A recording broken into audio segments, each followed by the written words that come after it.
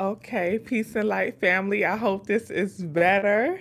If you can hear me, please give me a thumbs up and let me know that you can hear me well. I hope that this is a better sound. Last time y'all said y'all couldn't really hear the audio, so I hope that this is much better. I had to completely restart my phone. I did a mic check and I realized that the whole phone just needed to be restarted. Yes, you can hear me. Okay. Hey Corey, thank you so much. I appreciate that. Thank you, Brandy. All right, this is perfect. So peace and light family. I hope that y'all are well. Thank y'all so much for joining. Orange Moon, Kiki, everybody, thank y'all so much for joining. I appreciate your energy.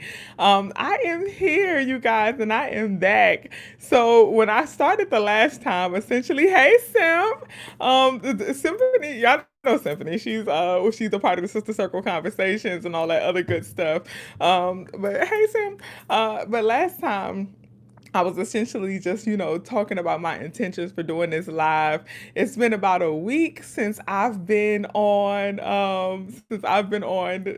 YouTube or anything. So, not anything because I've been on Instagram. If you follow me on Instagram, you know I've been on there.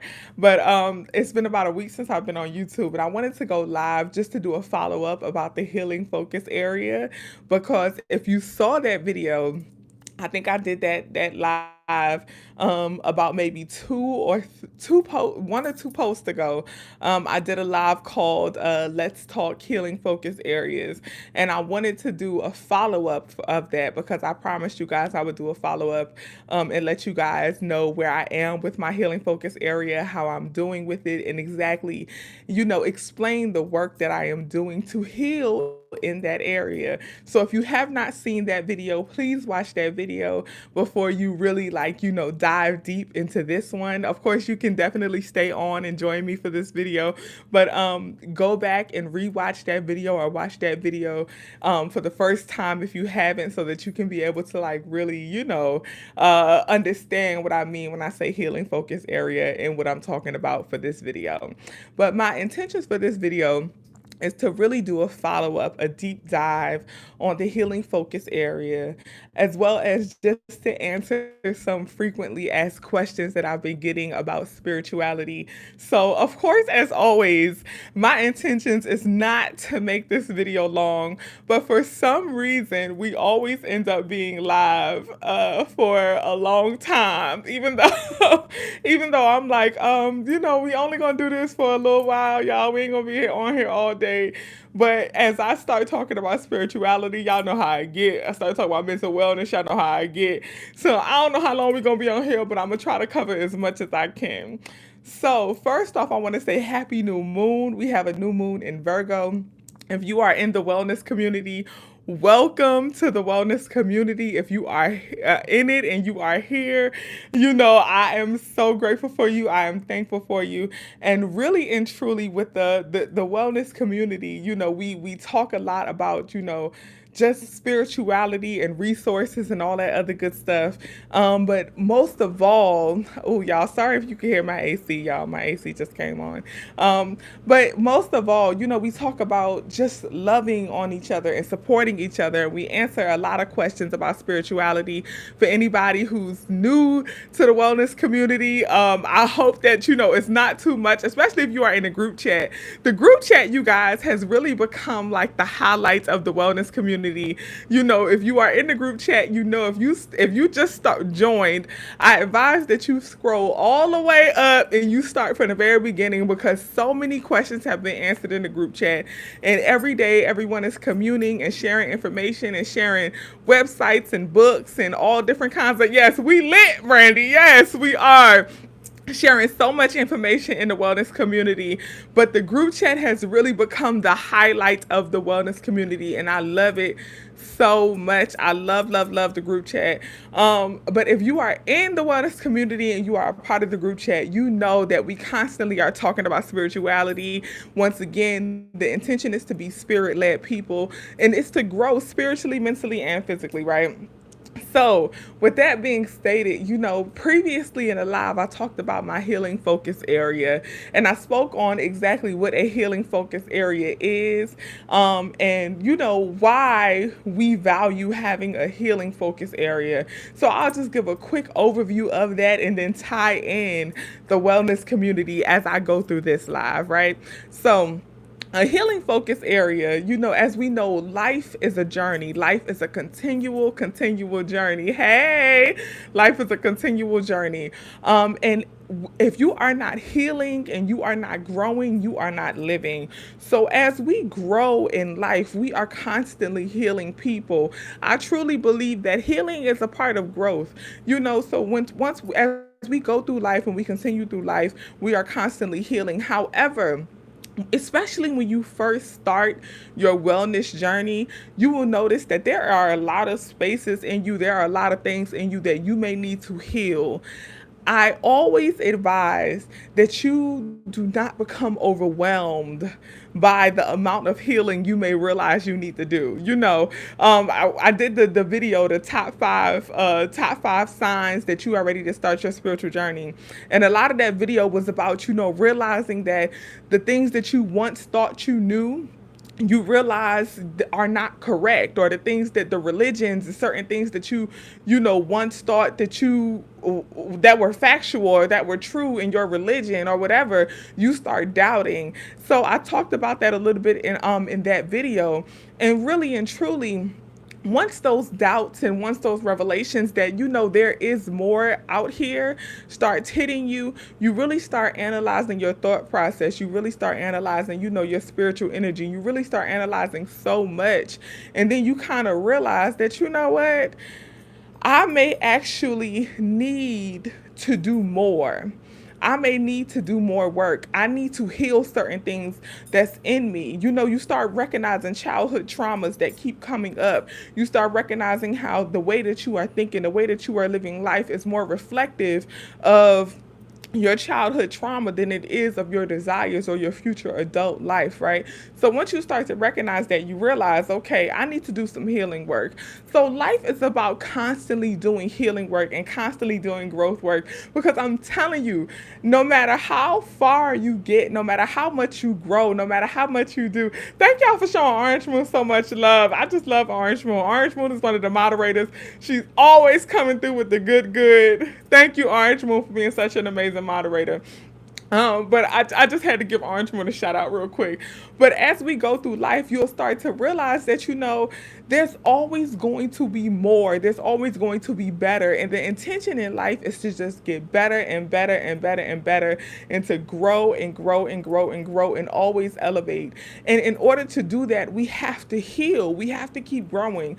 But you need to have a healing focus area. You need to have one thing that you are focused on growing in.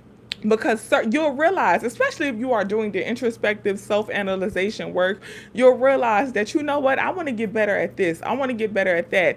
You may realize that I want to get better with the way that I respond to anger or triggers of anger. I want to get better at the way I respond to frustration. I want to get better with being more patient. I want to get better with learning how to listen more. You may realize certain aspects of yourself that you want to get better at, right? And those are all considered various healing focus areas, but it's too much to do it all at one time. It really is. It's too much to do it all at one time. So you have to focus on one thing. So that is really what a healing focus area is. It's about focusing on one healing area at a time and being patient with yourself. If you are a part of the wellness community, I'm always saying, take your time, be patient with yourself, take your time. And really, that's what it's about. It's about taking your time, family. And taking your time is focusing on one healing focus area at a time. So my last live that I did, not the last video I posted, but the last live I did, I spoke a lot about the healing focus area that I'm focusing on right now. And my intentions is to always be transparent and to always be honest and to always be real, because healers are also healing, and as I shared before, we are all healers. We are all healers. So when I say healers, I'm speaking about all of us. Healers are also still healing. We're also growing. We're also becoming better and better and better. So I want to be fully transparent about how I'm healing and what my healing focus area is, and exactly what I am doing to, handle my healing focus area and to grow and to be better in that area. So, in the last live, I spoke about how a healing focus area that I had was really minding my energy and how I'm minding my energy. And essentially, what I spoke on was, I was feeling a lot of um lack of reciprocity in relationships. I was feeling a lot of, recognizing within myself, because I was being very introspective. I was taking responsibility, taking accountability, and looking within. And let me go back a little bit. Oftentimes when we are in relationships with people, whether it's friendships, it's family, it's partner relationships, sometimes we'll feel a lack of reciprocity. We'll start feeling used. We'll start feeling taken advantage of, and we start pointing a finger and looking at other people. But really, we need to be introspective. And thankfully, Mars is in retrograde. And with Mars being in retrograde, it's an opportunity. Mars is in retrograde in opposition to Saturn as well, which is a great opportunity for us to look within. It's causing us to look at ourselves. Yes, it's triggering feelings of us all feeling not considered, feeling a lack of reciprocity, feeling used, feeling taken advantage of. A lot of those feelings will start coming up. You may feel like people around you are not appreciating your energy, so on and so forth. You may have those feelings with this Mars being in retrograde. However, it's also an opportunity for us to look within and ask ourselves, what are we inviting into our space? Why are we allowing this energy to be in our sacred space? What is it within us that we need to work on, right? So, in the last live I spoke on, my healing focus area was understanding and answering that question for myself. Why am I allowing this? Why am I feeling this way? I had recognized that I was giving a lot.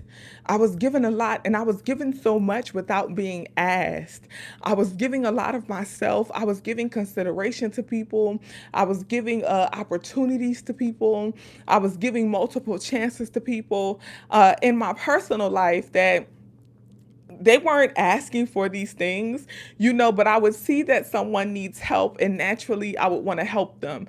I would have a friend call me with a problem, and naturally I want to solve it, and that's all healing work. As healers, that's what we do. That's we see someone sick, we want to heal them. I know the remedy, I know the herbs, I know the tea, I know the thing, I know what you need.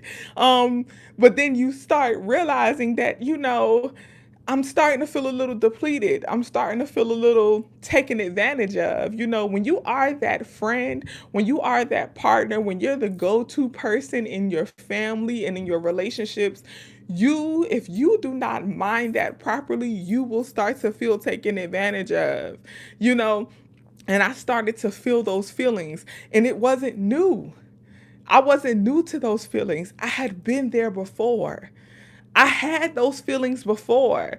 So I had to ask myself, why do you keep putting yourself back in this space? Why do you keep allowing yourself to feel this energy again and again and again? It ain't them, sis, it's you. It's you. You keep on allowing yourself to be placed in positions where you feel used. You keep on allowing yourself to be placed in positions where you're helping everything and everyone, and you're fixing and fixing and fixing and fixing. But at the end of the day, you are tired and you feel like you have no space to rest. Why do you keep allowing yourself to do this? They did not ask you to do that. You're looking for reciprocity, or you're wondering why you're not getting reciprocity from this relationship. Why do you feel like you're not getting reciprocity from certain relationships? Sis, it's because they didn't ask you to give what you gave. So in the last live, I spoke about that a lot. I spoke about, my healing focus area was wondering, why do I I want to heal the space in myself. Why do I continue to allow myself to be put in these situations? Why do I give without being asked? Why? Why do I feel like when someone calls me with the issue, I have to fix it? Why do I? It's not them, it's me. If I notice a pattern in my life, I have to take responsibility. Mars in retrograde, I have to be introspective and look within. The energy is coming back to self. Retrograde, the energy is coming back to self. Any planet, anything goes in retrograde, it's coming back, returning back unto self. I have to look within and ask myself, why do you keep allowing yourself to be placed in these positions? What is it within you? What childhood traumas are being triggered when that phone call comes in, or you pick up that phone and the person is saying, yo, this is a problem? What is being triggered within you that you feel like you have to fix? So that is the work that I started doing. And in the last live, I shared how I was going to do some journaling work, and answer a lot of the questions that I just posed to myself. So I want to give you guys an update. It's been about a week and a half since, or maybe 2 weeks since I've done that live. We now have a new moon in Virgo.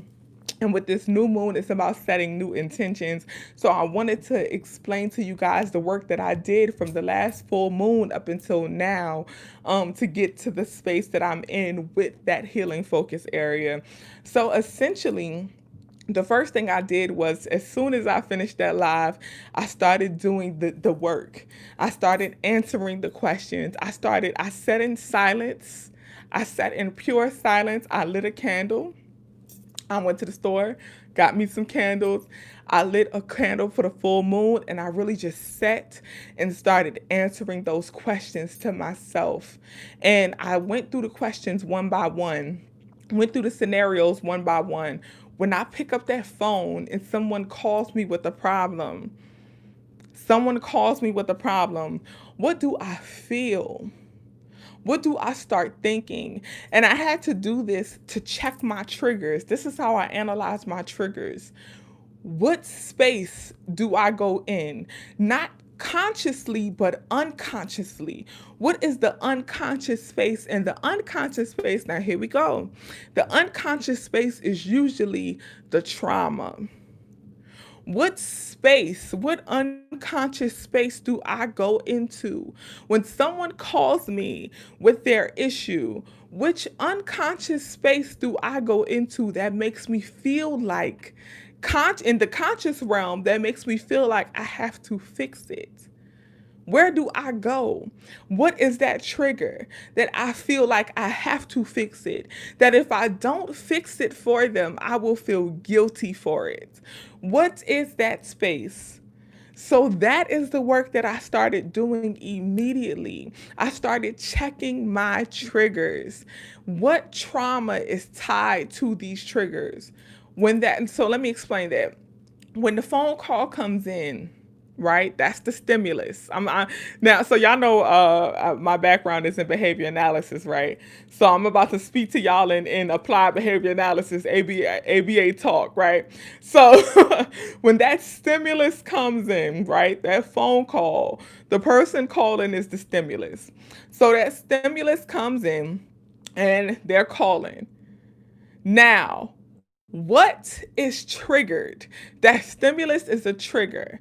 It's a reminder. That trigger is tied to some trauma, right? Now, the conscious part of me is triggered to fix. The conscious part of me. But that conscious part is tied to an unconscious trauma. What unconscious trauma, what unconscious space do I go back to in that moment?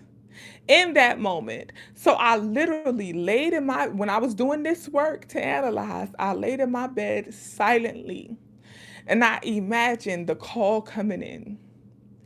And I felt the feeling. And even as I'm talking about it now, I can still feel the feeling because once again, I'm only 2 weeks post this work, right? So I'm still working through it, which I'll talk about it later. So The call comes in. I feel the feeling. The feeling is we can fix it. Let's listen. Let's be alert. It's go time. What do we need to do? That's the feeling, right? Now, let's go to the unconscious mind. Unconsciously, where does this feeling come from? When did you first feel this feeling? What makes you feel this feeling? Why do you feel this feeling? I'm checking my body. I'm feeling the trauma. I'm physically feeling the trauma. What's up? What do you feel? Boom. My body is tense. I'm tight. I feel my legs tightening up. I'm checking my physical body. I feel my legs tightening up. I feel myself getting stiff. I feel myself. I feel myself. What am I thinking? I'm thinking that I can do this. I can fix this. I got this. Now, unconsciously, where am I? The first time I felt all of these conscious feelings of feeling like I could fix this, feeling like I got to do this, feeling where did all of this come from? When was the first time I felt this?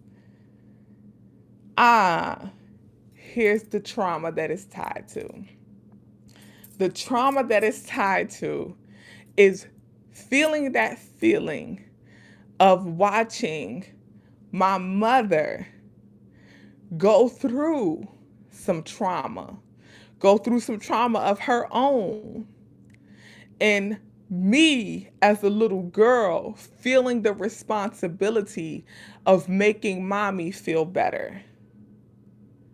And it worked.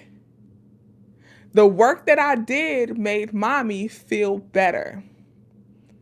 It made mommy feel better. And when mommy felt better, life got better. Not just for mommy, but for all of us. Life got better for the world, for me, for my brother, for my sister, for everybody. Life got better. And I realized that some of that feeling I have transferred into adulthood. Absolutely, Christelle, for the whole house. And not for the whole house also, but for everybody in the neighborhood, because my mama would go in, you know what I'm saying? But all of it, you know what I'm saying?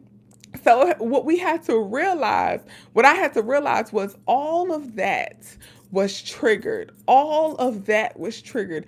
Feeling like I had to come up with a solution, not just so that you could feel better, so that everyone in your household could feel better, everyone in your life could feel better, everyone at your job could feel better, but society could feel better. Feeling the responsibility to save the world. And as Black women, as Black people, but specifically Black women, we all feel this responsibility to save the world. To save the world. What is that tied to? What trauma is that tied to for you? What trauma is that tied to for you? When I talked about in the last live, and I talked about this healing focus area of constantly pouring, which a lot of us do, especially as Black women. When I felt that, I spoke on how a lot of us, we just give. But what trauma is that tied to? So I just explained the work. Hey, Monty. Hey, Sister Queen. I just explained the work that I did, to go back and find my direct trigger. My direct trigger. What was that first moment as a little girl? That I felt the responsibility to save the family, to save the neighborhood. When did I first become triggered to save? When did I take on this responsibility to save? So this is the work that I had to do. And that was just one of the triggers that I recognized within myself, right? So I realized that, okay, this is the trauma that's tied to that. Now, here's the work. Follow me if you can. Here's the work. I realized that, okay, now when that phone call comes in and I feel like I gotta fix, okay, I have a solution, which I'm okay with. I realize that I'm a solution oriented person. However, I realize that over time, I can be solution oriented, but over time I would get worn out. I get worn out. And why would I get so worn out? Why do I get to the point? This is questions that I'm asking myself as I'm doing the work. Why do I get so worn out? Okay, you don't mind being solution oriented. I actually enjoy that part of myself. But why is being solution oriented tied with being worn out? Why? And I realized that it was because I was putting my desires, my wants, my needs on the back burner. So not only was I willing to save everyone else, not only was I willing to help everyone else and be solution oriented with everyone else, but when it came to my own desires, I was putting my own desires and my own wants on the back burner. And I talked about that in the live where I spoke on how, I didn't want to be that sister. I told y'all how I worked with the elder sister who said, she told me she was going through a divorce, and she told me she didn't even know what she liked to eat because she spent so many years cooking for her husband and cooking for her children, and she would always ask them, what y'all want, what y'all want to eat, what y'all want to eat, that she forgot what she even craved for dinner. She never asked herself, what do I want for dinner? What do I want to eat? And I realized that even at my young age, I had gotten to a similar space, not that far, but I had gotten to a similar space where I would give, and I very rarely would check in with my own desires, check in with my own needs. What do I want? What do I desire? Very rarely would I check in. And my sisters, you may also be here and may not realize it. Some brothers too, brothers who, you are caring for a lot of people. You are out here and you are being a good father. You are being a good partner. You being whatever, being working well, being a good worker, and you don't realize that you don't rarely check in. You rarely check in with yourself. You rarely ask yourself, what is it that I want? What is it that I need right now? Right now. You get that feeling of you need a nap. You get that feeling of you need a break. You get that feeling of you need some silent time. You get that feeling, but very rarely do you take it. If you do realize that you need it, very rarely do you take it. You put those desires and you put those needs on the back burners. So not only was I not asking myself, what is it that I need at every single moment, but even when I did, the rare moments that I did recognize what I need, I was putting it on the back burner. I was often willing to compromise my own needs and compromise my own desires for everyone else. You know, I realized that, and this in the last live, I talked about consideration. I talked about, like feeling like I was being super duper considerate of everything and everyone around me.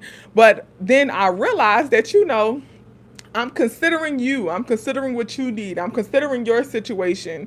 And I'm willing to compromise what I desire and willing to compromise what I want for what you need and to make you feel better. And I realized that, and I had to ask myself, but why are you doing that? Why? Why are you compromising your own desires and your own needs for everyone else? Why? Why? Why? So I had to do the work to ask myself those questions. So part 2 of my healing focus area, once I realized why did I feel the need to always be so solution oriented for everyone, once I realized that and tied it to the trauma, then I had to do the follow-up, the part 2, to ask myself, why is it that I am not putting my needs, my desires, my vision first?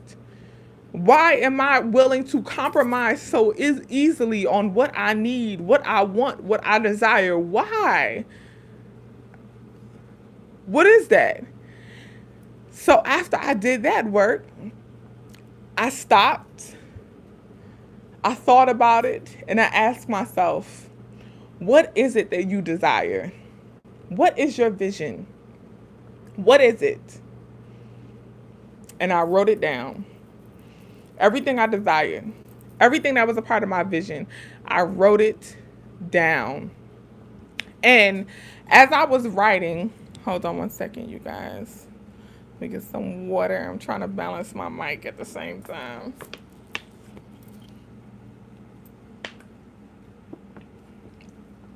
But as I was writing, I realized that, you know, I don't even fully know, because it's been so long that I've been disconnected from that. I didn't fully know. I couldn't fully answer the questions of what is it that I desired. I couldn't fully answer those questions because it's been so long that I've been connected. Orange Moon said a vision board. Absolutely. And y'all know, as you can see, and I have a bunch of vision boards all throughout my space. I love vision boarding. I love it. And I do a vision board for every birth date. I do a vision board. And then I also do a lot of manifestation journals. But when I'm speaking on, like, for this particular one, when I'm speaking on what I desire, I'm speaking on, like, in the moment, not even like long term, not even like future. I'm speaking on like right now. Right now, if somebody asks me, like, in that moment, right now, what is it that you desire right now? Like, what do you want to do in this moment right now? I couldn't answer it. I couldn't answer it. Thank you so much, Willow Goddess. I appreciate you. Thank you. I couldn't answer it though. I couldn't answer it like right now. Right now, do you want to watch something? Do you want to write something? Do you want to draw something, paint something? Do you want to, like, right now, in this moment, right now, what is it that you desire? Long term, absolutely. I can think about long term. I can think about what I want. I can think about my overall big vision, right? But the little things, family, the little things, your little desires, those are also important, because let me tell you something. If you do not fulfill the little desires, that is what leads to exhaustion. That is what leads to you being worn out. If you do not fulfill those little desires, like the sister I was telling you about, the elder sister who didn't know what she even wanted to eat because she was so used to feeding other people. Those little desires, like, what do you have a craving for right now? Get that shit. What do you want to watch right now? What do you want to do right now? Do you want to lay down? Do you want to sit up? Do you want to watch TV? What do you do? That shit. Do that. The little desires. The little Orange Moon said, what's that? The little ones. Yes, chocolate cake. Get that chocolate cake. Get it. Do it unapologetically. Unapologetically, family. That's what I lost touch of. I lost touch of the little desires. The big desires I had, get the crab legs, Imani, get them. Okay? The big desires I had, I could vision board. And let me tell y'all, this is some advice as you go through your spiritual journey. Don't forget about the little things. Because we could vision board, we could pray, we could do manifestation, we could do full moon ceremonies, new moon ceremonies, waxing and waning ceremonies, and all the good stuff in between. But the little day-to-day things, that's where the work really is. The little day-to-day things. I was just talking to a friend of mine about the value of just taking a break sometimes. Yes, rest is so valuable. Take a break sometimes. Sometimes you just need to take a break. You know, if you are at work and you are sitting there like, I'm tired, I don't care if you are in the middle of typing something, if you feel like, you feel that brief moment of exhaustion, take a minute and just do some breath work. Take 30 seconds and just do some breath work, because in that moment you desire rest. You desire rest. So that's what I had to realize. I realized that I lost touch of the little desires. So the work that I've been doing in the healing focus area for that part is tapping back into my little desires, doing constant check-ins throughout the day of what do you want to do right now. That's the work that I've been doing. Tap into my little desires. Big desires, we got that. Tap into my little ones. Girl, what you want to eat? Girl, are you ready to get up right now? What you want to watch? What you want to do? You want to dance? Let me tell y'all how bad I had gotten. I ain't gonna say bad, but how and I call this finish your plate anxiety. I call this finish your plate anxiety.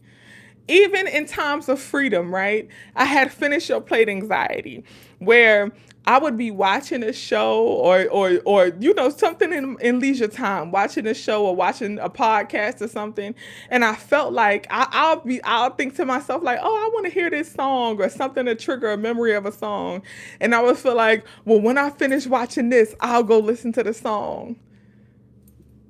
Now, a lot of y'all may be able to identify with that feeling of you can't move to the next thing until you finish what it is that you were doing. Finish your plate anxiety, right? You can't move to the next thing until you finish the thing that you was doing. So I can't go listen to this song until I finish this podcast.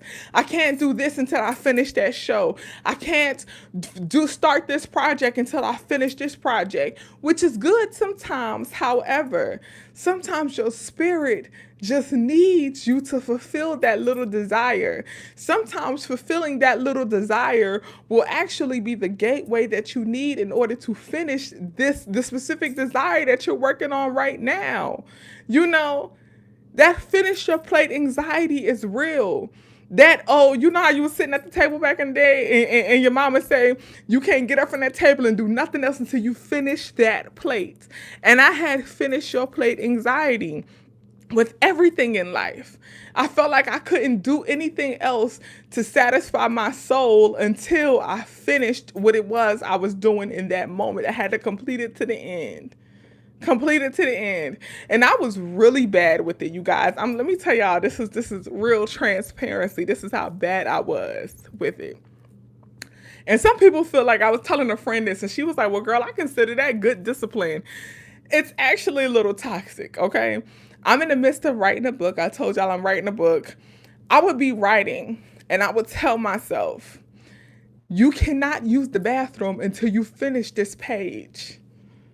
Finish your plate anxiety. That's how bad I would be. You cannot use the bathroom until you finish this page. Finish this page, and then you could use the bathroom. Girl, go to the goddamn bathroom. Go pee. Go use the bathroom. What the hell? Like, I literally had to do that mental work with myself. Like, why are you telling yourself you can't go to the damn bathroom? The bathroom is right there. Go to the goddamn bathroom. What is wrong with you? But that is just what I was conditioned to believe. Finish your plate anxiety. I was conditioned in that way. You know what I'm saying? And a lot of us have that without even realizing. How many times have you been watching a show and you told yourself, okay, I can't do this until this show is over. Oh, I can't take a break until this movie. Oh, I can't do it. I can't, you working on something. Oh, I can't do nothing else until this part is done. And granted, once again, sometimes that is okay. However, do the work and ask yourself, but why not? Is it because you don't have the discipline to go back to it? Which means that's different work than that's a whole separate thing you need to work on. You need to work on a discipline to return and complete. That's what you really need to be working on. So I realized that an area of myself that I had to work on was the finish your plate anxiety. That is my healing focus area, one of them, right? So once again, me going back and doing this work for the healing focus area, once I realized that, okay, the trauma of feeling like I had to fix everything, that was connected to childhood trauma of fixing things and everything around me getting better, right? So what I realized was Okay, you don't have to fix everything. You don't. And then the part two of that was also recognizing that, okay, start feeling exhausted when you do decide to fix and you do decide to help. You start feeling exhausted, you start feeling worn out. And then what I also come to realize was the reason you're feeling worn out is because, sis, you're not feeding yourself. You're not fixing yourself. You're not healing yourself in the little ways. I was doing the big things. I was doing I'm doing my altar work.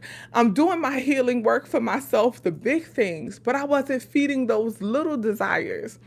I wasn't taking a nap when I needed a nap. I wasn't taking a break when I needed a break.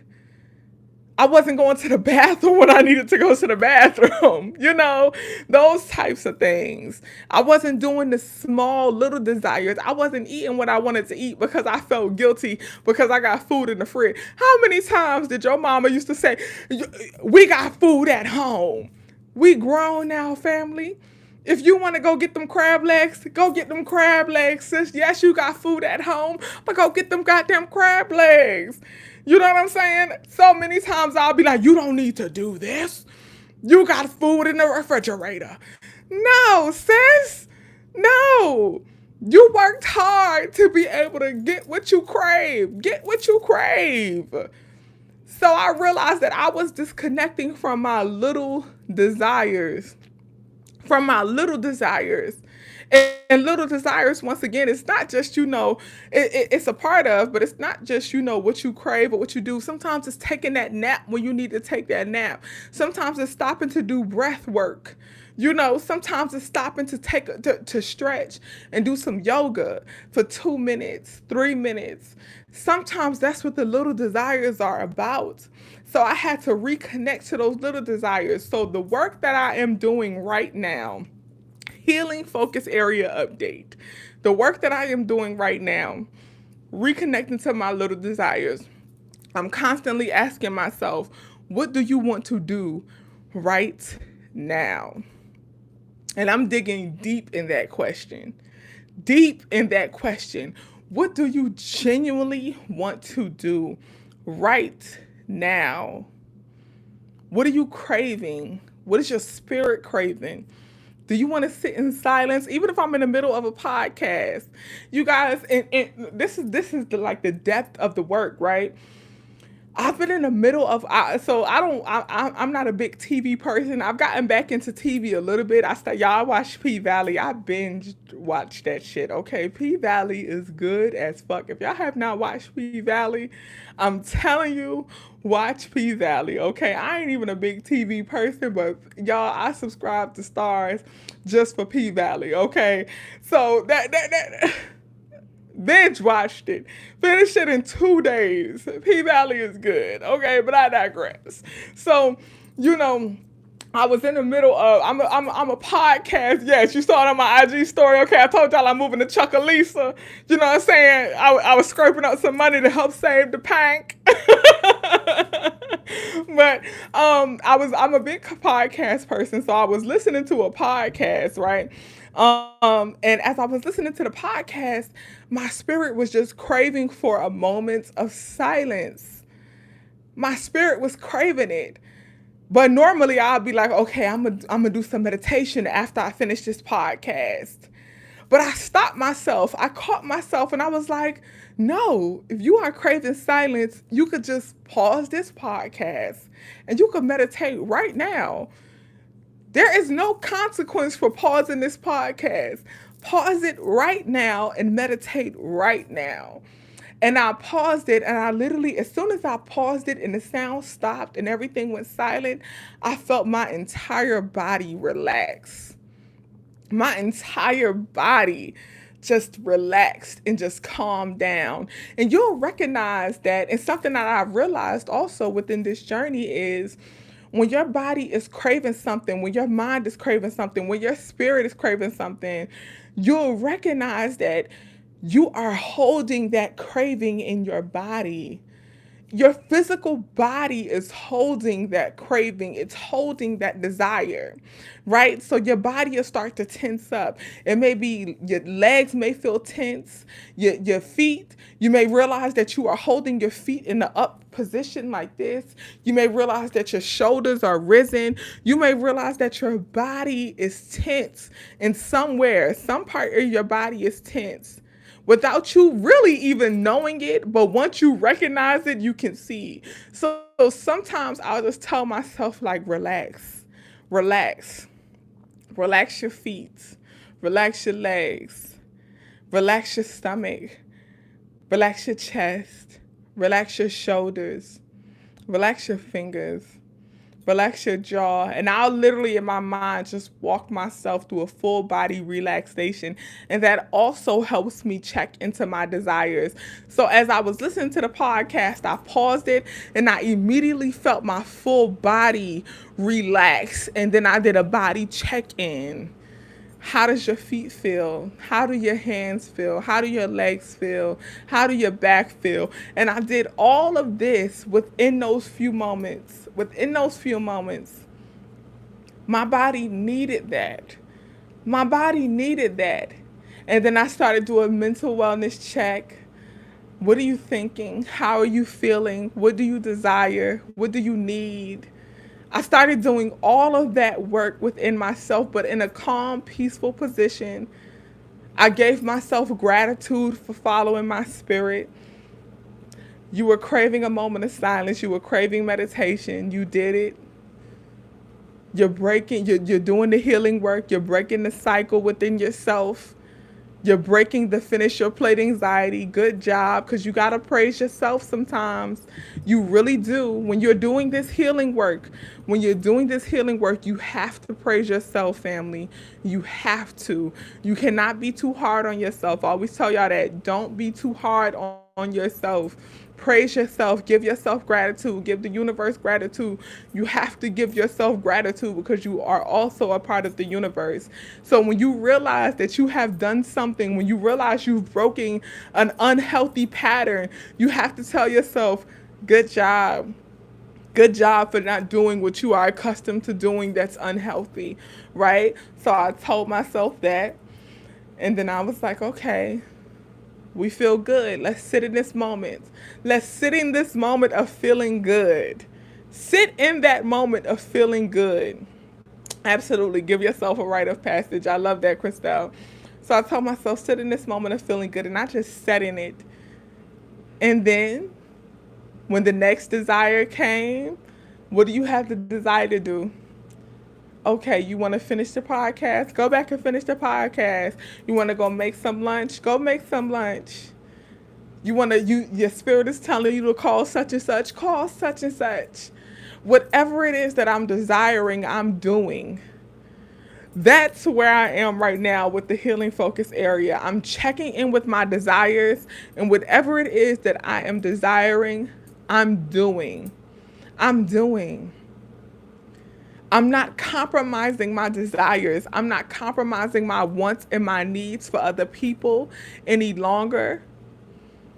I am not making that a part of my definition of consideration. My definition of consideration is no longer stopping my desires or my needs for other people. That is no longer my definition of consideration.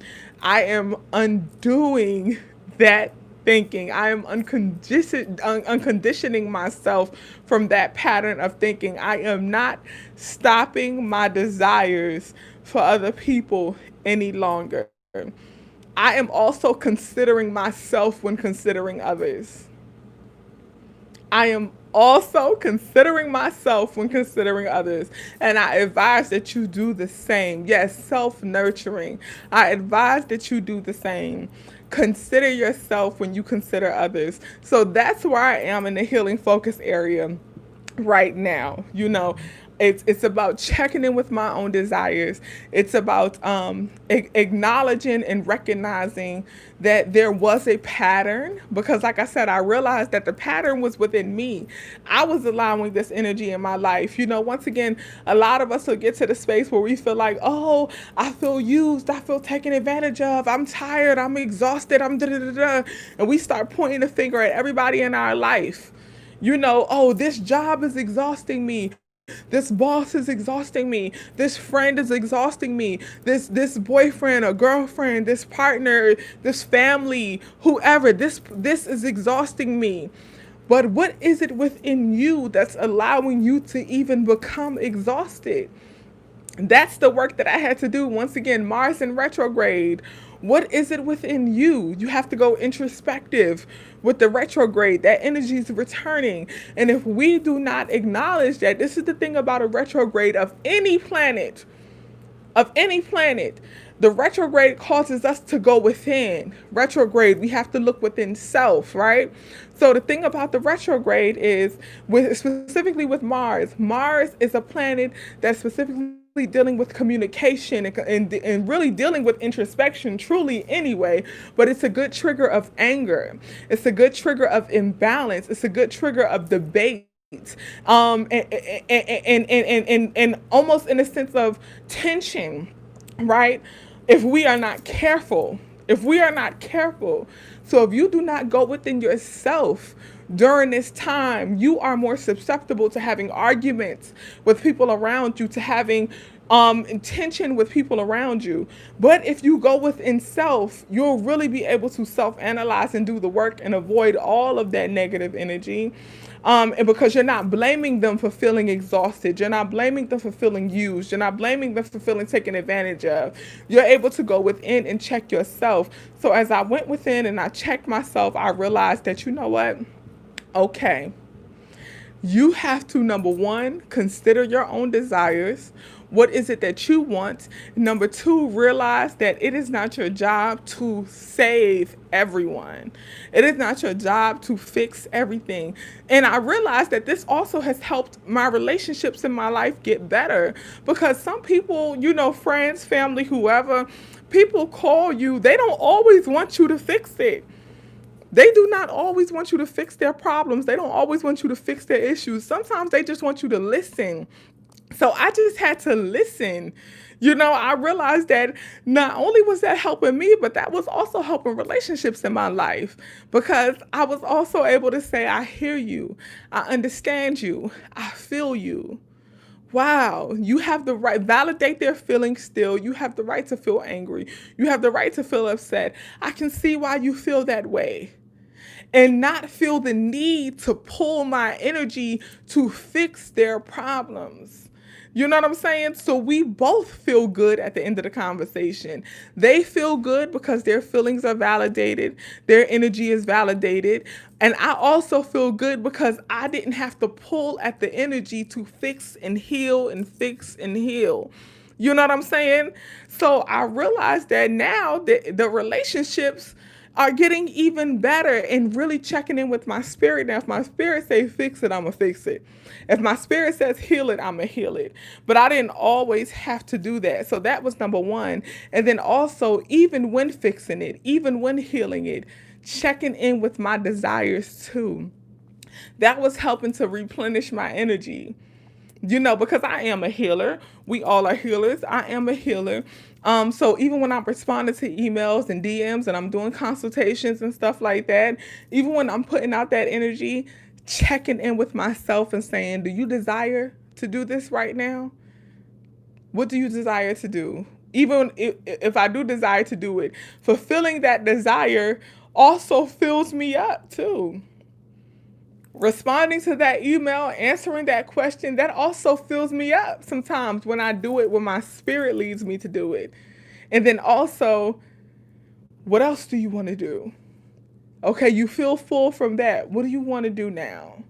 What do you want now? What do you feel now? What is your spirit leading you now? And feeling that energy.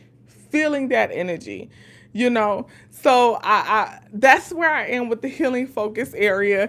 Now that we have covered that, I am going to answer some frequently asked questions that I get, frequently asked questions about spirituality, or rather, I should say some frequently asked questions that have been coming up recently about spirituality.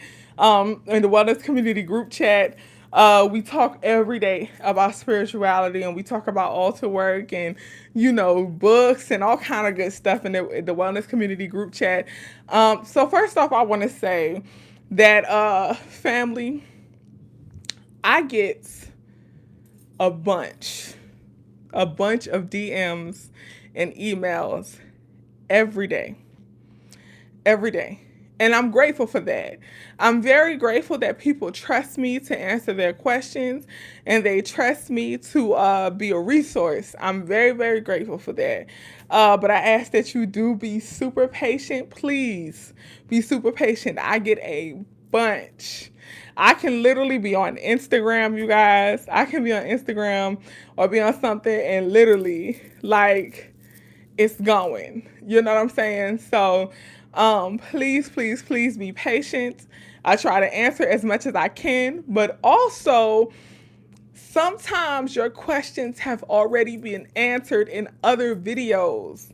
So keep in mind that I have 200 plus videos on YouTube. 200 plus videos.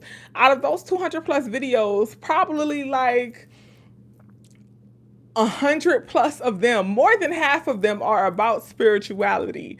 So if you are asking me about spirituality, the question has probably been answered in another video. Okay, family, it's probably already been answered in another video. And I feel I don't really like telling people like, oh, I already answered that in another video, watch this video, the answer is in there. But trust me, if you just like look through the channel, or you probably could type in like TheQueenPo and whatever your question is, or like the subject of your question, and it'll come up. But 200 plus videos, more than half of that, 100 something videos solely on spirituality, and videos that are an hour plus long, where I'm giving a lot of information about spirituality. And then I also have some videos that's not even labeled anything about spirituality, but I discussed your question somewhere in there. So sometimes it gets kind of redundant answering the same questions again and again. So this video, I'm going to answer a lot of like overall questions that I get about spirituality overall. And then I'll just send out the link to this video when I get some of these questions and DMs and stuff. So the first question that I always get is, I want to start my journey of African spirituality. Where should I start? That's a question I always get. I want to start my journey for African spirituality. I've been interested in it. Where should I start? The answer is start with self. Start with yourself. Dealing with spirituality, please, and I highly advise, do not immediately run to an African traditional religion. Do not immediately run to trying to, join any type of, African tradition. Don't do that. Start with self. Spirituality is about your relationship between yourself, God, and the universe. That's really what spirituality is. It's about the relationship. So start with self. It's really about starting with understanding how you think, how you move, how those two things are correlated. Your thought process and the way that you move, your actions. How are those things correlated? Analyze yourself. What happened in your childhood? What conditioning happened that led you to where you are now when it comes to the way that you think? Analyze that. What relationship do you have with God in the universe right now? Analyze that. So when you start your spiritual journey, you need to start with analyzing yourself. Do not jump to join a group, because I'm telling you now, you will be taken advantage of. Do not jump to join an African traditional religion, because I'm telling you now, you will be taken advantage of. This is the thing, all right? African traditional religions are great. Yoruba, Kundubli, Santeria, all of them. Voodoo, all of them. They are great. But just like any other religion, like Christianity, it's like any other religion, there are people who will take advantage of you. Okay? If you come in eager and thirsty and green and just ready to be a part of something, people will take advantage of you. I'm sure that there are people in the wellness community who talk about this all the time, talk about the babalawos and they DMs and all of this stuff. Oh, I'm a babalawo from Nigeria, da da da da da da. Because they think that you are eager and thirsty, and there are people who fall for that stuff. And the people who fall for that stuff are usually the people who are eager and thirsty. And I do understand that feeling in the beginning of your spiritual journey. And excuse me if I sound crass or if I sound harsh right now, but I'm just keeping it real with you. You know, I'm keeping it all the way a buck with you. I don't want anybody to be played for a fool. And the people who get taken advantage of are the people who just want to be a part of something. You know what I'm saying? So if you feel the urge to start your spiritual journey, you feel that urge, you need to start with self. Know thyself first. And even in the wellness community, level 1, knowledge of self. It's all about knowing yourself, minding your thought process, minding your intentions. The whole first, I think, 6 or 7 courses were about knowing yourself and how to analyze and evaluate yourself. Knowledge of self is key. Okay, you have to know yourself. Do not be so eager. And I feel like when I get those questions, I feel like people are looking for me to say like, oh, go join this Elay. If you don't know what Elay is, Elay is like a family, like your God family or whatever. But people want me to say like, go join this Elay or read this book and it's going to tell you everything you need to know about African spirituality. No, no, no. My answer is know thyself. Gain knowledge of self. Know who you are. Know how you think. Analyze your thinking. Analyze your shit.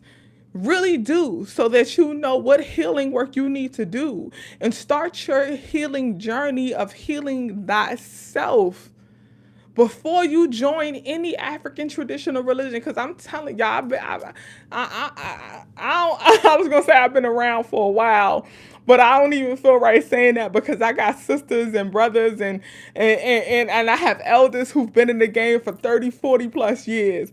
But I ain't new to this, okay? I'm not new. I've grown in this. I've grown in this.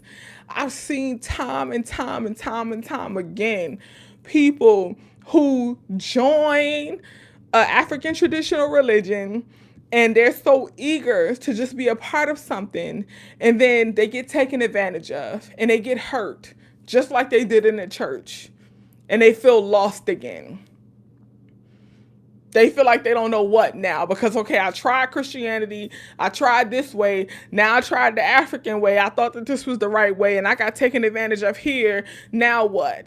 And guess what? They always end up having to come back to self. So start with self so that way you don't get turned around and have to come back the hard way. It's always going to come back to self anyway, whether you're ready or not, whether you know it or not. So my advice is start with self. Know thyself. Understand your way of thinking. Understand your conditioning. Analyze your actions. Understand your intention. I have several videos on here on YouTube about intentions. Know how to mind your intentions. If you really want to understand your conditioning, check your intentions.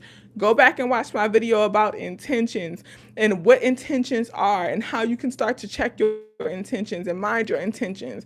Check your ego. If you are part of the wellness community, this whole month is dedicated to an exercise that I call ego checking, which we'll talk about that in the Zoom meeting for the wellness community exclusively.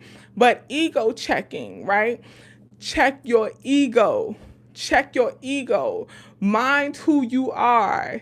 And then you will really truly feel the urge the guide, the path of what should you go, what path should you go down, which even if you want to still, that's if you want to still, which traditional religion, which African traditional religion do I think is right for me, right?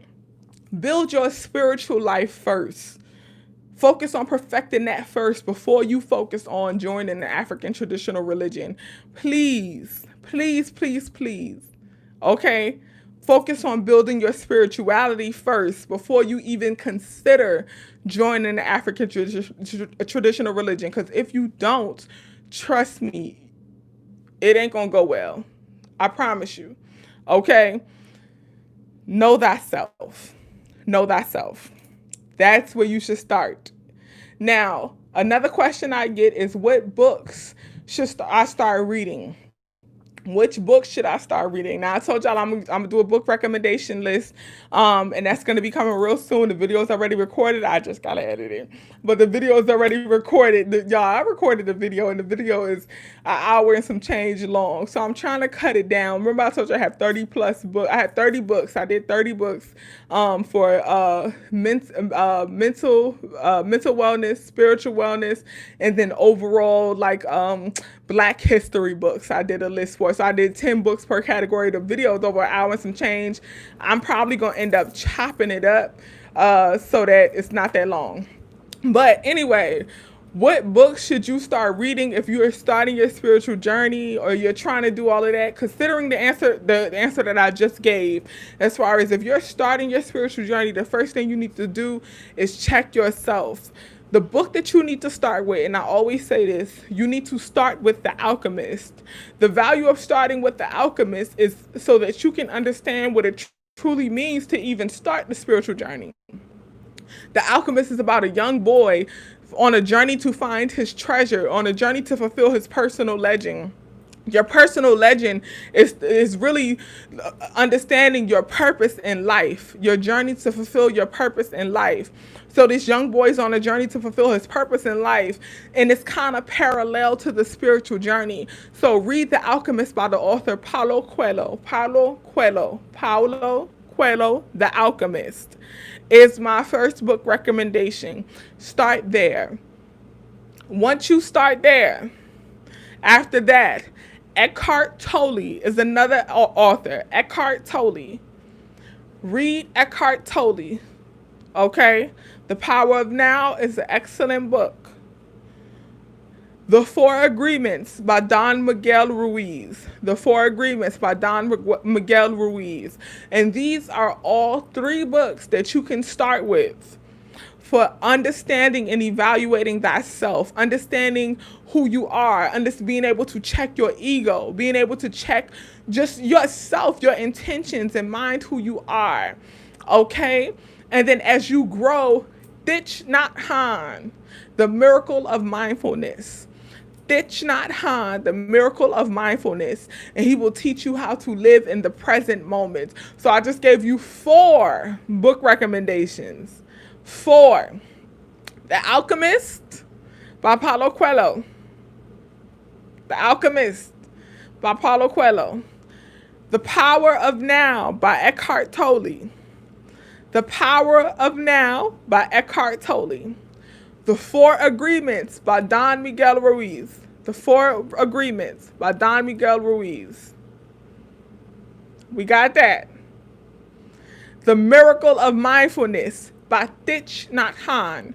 The Miracle of Mindfulness by Thich Nhat Hanh. Those are 4 book recommendations. So that's another, thank you so much, Brandy Michelle. I appreciate that. That's another question that I constantly get. Which book should I start with? So I answered the where should I start? Which book should I start with? Okay. Now, another question I get is people saying that they do not feel fulfilled in their life. They don't feel fulfilled in my life. I don't feel fulfilled. I don't know what to do. I don't feel like I'm on the right path. I don't know what to do. Honestly, if you have those feelings, if you feel like you don't know who you are, you feel like you don't feel fulfilled, Brandy Michelle, ooh, oh darn, let me see, hold on. Brandy, I am going to ask you to be a moderator. I hope that you will accept it. I'm already making you a moderator, even if you don't accept it. I hope you accept it. I hope you accept it, Brandy. Okay, you a moderator. Thank you for accepting, even if you don't accept, but you accepting. But okay. So another question I get from people is saying that they don't feel fulfilled in life.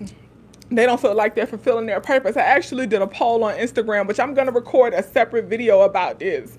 But this is the thing, right? For finding your purpose and figuring out who you are and what your purpose is. Family, I did a poll and over 50-something% of people, over 50% of people say they don't feel like they're living in their purpose. Your purpose in this life, you are a healer. Everyone on this earth is a healer. Everyone on this earth is a healer. Everything on this earth is a healer. This is a universe. This is one spirit, one energy, one universal energy that's just simply manifested in different forms. One universal energy. Guess what? Some people call it life. There are different forms of life on this planet. You have trees, you have water, you have plants, you have land, you have people, you have animals, different species, came in different time periods, all kinds of stuff. You have moon, you have stars, you have sun, all kind of stuff, right? Different forms of life, different energy sources on this planet. All energy sources are healers. All energy sources are healing, including yourself.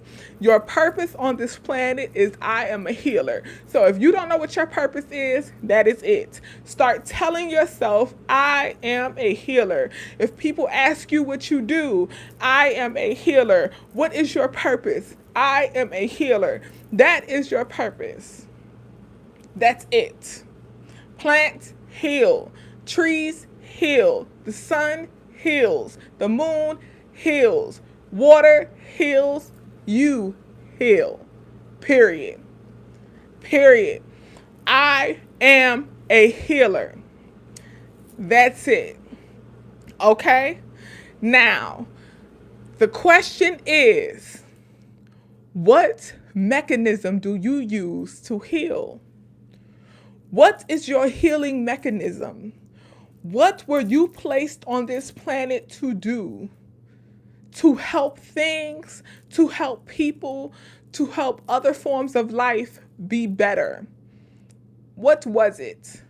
What is your mechanism of healing? That's the question you have to start asking yourself. What is my mechanism of healing? What is it? For some people, their mechanism is comedy. Their mechanism is laughter. Laughter is healing, family. If you are great at making people laugh, you are great at making people enjoy a moment through laughter, that is your mechanism. If you are a great cook and you heal people through food, that is your mechanism. If you are a great cook, now what you have to start doing is studying healing foods. How can you use your cooking skills, your cooking genius, your cooking tools to heal the people around you? Start understanding food. Start understanding healing plants, healing vegetables. Start understanding that. How to make good smoothies to heal people. That is your gift, right? If your mechanism is writing is healing. People could read your work and know how to heal themselves. Your job is to document sacred art and sacred practices and be able to pass that along to other people. That is healing. So what makes you feel good? What do you do to heal thyself? What do you do to make yourself feel better? What comes naturally to you?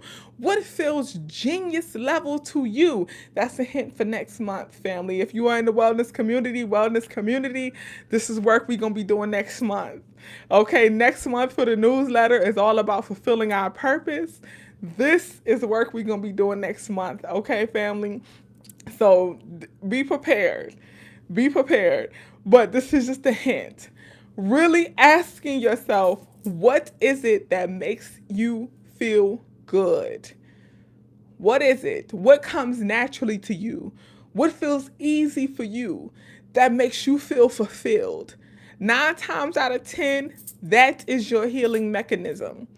So if cooking makes you feel good, that is it. If teaching makes you feel good, that is it. If making people laugh makes you feel good, that is it. If writing, painting, drawing, even if it's I have a friend of mine who he works a corporate job, and for him, helping other people manifest their vision makes them feel good. I call him the supreme manifester. He is a person where his boss can tell him, like, I have this idea, and his mind starts immediately thinking, okay, we can make that happen. This is how you can make that happen. All you got to do is this, and that. And for a long time, he felt that made him inferior. He was looking at Black people talking about being entrepreneurs and starting a business, and he was like, oh, I feel like I'm just a worker. Like, but I said, does that make you feel good? Do you enjoy what you do? When your boss tells you, oh, I want to do this and I need this to happen, and you actually fulfill that role well, does that make you feel good? He was like, yeah, it feels good for me. It's easy. I like it. Okay. There's nothing wrong with that. You are a supreme manifester. You have the ability of listening to an idea and making that shit come into physical reality. That's manifestation. There's nothing wrong with that. That is healing work. You can turn that into a business. There are multiple people out here sitting with these grand ideas and they just don't know how to make it happen. You can start a consulting firm and you can actually start consulting with those people, and they hire you to make their vision become a reality. You are a manifestation consultant. That is your job. Period. We all have the ability to do these things. It's just about, once again, when you start your spiritual journey, going back to the first question, when you start your spiritual journey and you start to analyze yourself, you analyze your conditioning, you analyze your desires, your wants, your needs, your actions. When you really start to do this healing work within yourself, then it'll be easier to understand exactly what it is that you are meant to do on this planet. Your purpose is that you are a healer. The question is, what is your healing mechanism? Okay, so that's that question. That's another question that I commonly get. And if you guys have any questions, please feel free. I'm going to end this soon, but please feel free to put your questions in the comments or whatever, and I'll answer them as soon as I can. I'll answer them. But that's another question that I commonly get. Now, the next question number 4 that I always get is, I'm on my spiritual journey, but my family is not supportive. My family thinks I'm crazy. My family thinks I'm weird. We actually talk about this a lot in the wellness community group chat. My family thinks I'm weird. My family thinks I'm crazy. My family doesn't support me. They say I'm going to hell, all that stuff. And I've spoken a lot in previous videos about my personal experience with this. Family, I'll just say this. Stop expecting them to. Stop expecting your family to get you. Stop expecting your family and your friends to understand you. Stop expecting your family and friends to support you on this journey. And it's not a bad thing. They're not wrong. They're not crazy. What they are is accustomed. What they are is adapted. That's it. They're accustomed to the old you. They're accustomed to who you used to be. That's the you that they love. That's the you that they know. That's the you that they feel comfortable with. They're accustomed to you being who you've always been. You are changing. They don't know who this new person is. They don't even know who you are becoming, and you may not even know, so you can't even fully explain it. They don't know. They don't get it. What do you expect from them? I've always known you to be this person. Who is this new? It reminds me of Shantae Moore. Remember Stranger in My House? That was Shantae Moore. That was Tamia. Shantae got a man. Tamia was Stranger in My House. They look alike now. But it reminds me of Tamia, Stranger in My House, right? Where, she said that the stranger at my house, it took a while to figure out, it's no way you could be who you say you are. And that's the thing. Like, it feels like it's a stranger in my house. Your family is looking at you like, I always thought I knew you. I always thought I knew this person. I always thought I knew this being. This ain't the woman or the man or the boy or the girl. This ain't the person I knew. Who the hell is this? Who is this? Exactly, Brandy. Come on, Brandy. You better bring it full circle. Or is the stranger me? Yes. And that's what she says at the end. She says, or is the stranger me? You are really the stranger. That's how your family feels. Your family feels like, okay, it's a stranger in my house. So you want them to support you. You want them to jump onto this major transition, but this transition ain't nothing like what they once knew. This transition ain't nothing like the person who they loved. And they're afraid, number one, they're afraid that they will not be able to connect with the new you. This ain't the person I know. This ain't the person I get. This ain't the person I love. So how am I going to be able to connect with this new person? How am I going to be able to build a relationship with this new person? Number two, is this new person going to love me? Are they still going to accept me for who I am? That's what your loved ones are thinking. They're afraid of rejection too. They're afraid that their comfortable self will no longer be accepted by your new self. Are they going to go get new friends? Are they going to go get new loved ones? Are they going to put other people before me because the new people align with who they are now? Who is this new person? So a part of them not supporting you is fear. It's fear. You know what I'm saying? And we have to ask ourselves, am I going to do it anyway? Are you willing to change anyway? Stop waiting for your family and your friends to support you. Stop waiting for that. Are you willing to change anyway? Are you willing to do it anyway? You got to support you. A spiritual journey, trust and believe. When you first start, your spiritual journey will be a lonely journey. Why? Because you have surrounded yourself. Once again, we're introspective. We don't point the finger and blame other people. We have surrounded ourselves with people who complemented who we once were. They complemented our current self.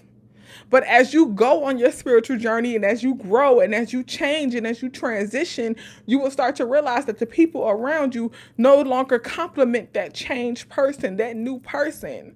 So you expect them to support you. You want them to support you growing away from them, growing out of them. You want them to support you outgrowing that circle. You want them to support that. You really expect that. Are you willing to walk this journey alone? So it's not so much about asking, what am I going to do if this person don't support me, if my family don't support me, if my friends don't support me? Are you still willing to do it even if you got to do it alone? The question always comes back to self. That's what you got to ask yourself. Thank you so much, Nurse Mo. I appreciate your energy. Thank you. But you have to ask yourself that, Ask yourself that question. And trust me, it's worth it. It's worth it. And I say it's worth it because if they truly love you, they ain't gonna go nowhere. If they truly love you, they will not go anywhere. If they truly love you, even if they don't change with you. Because that's another thing you can't do. You can't expect the people around you to change with you.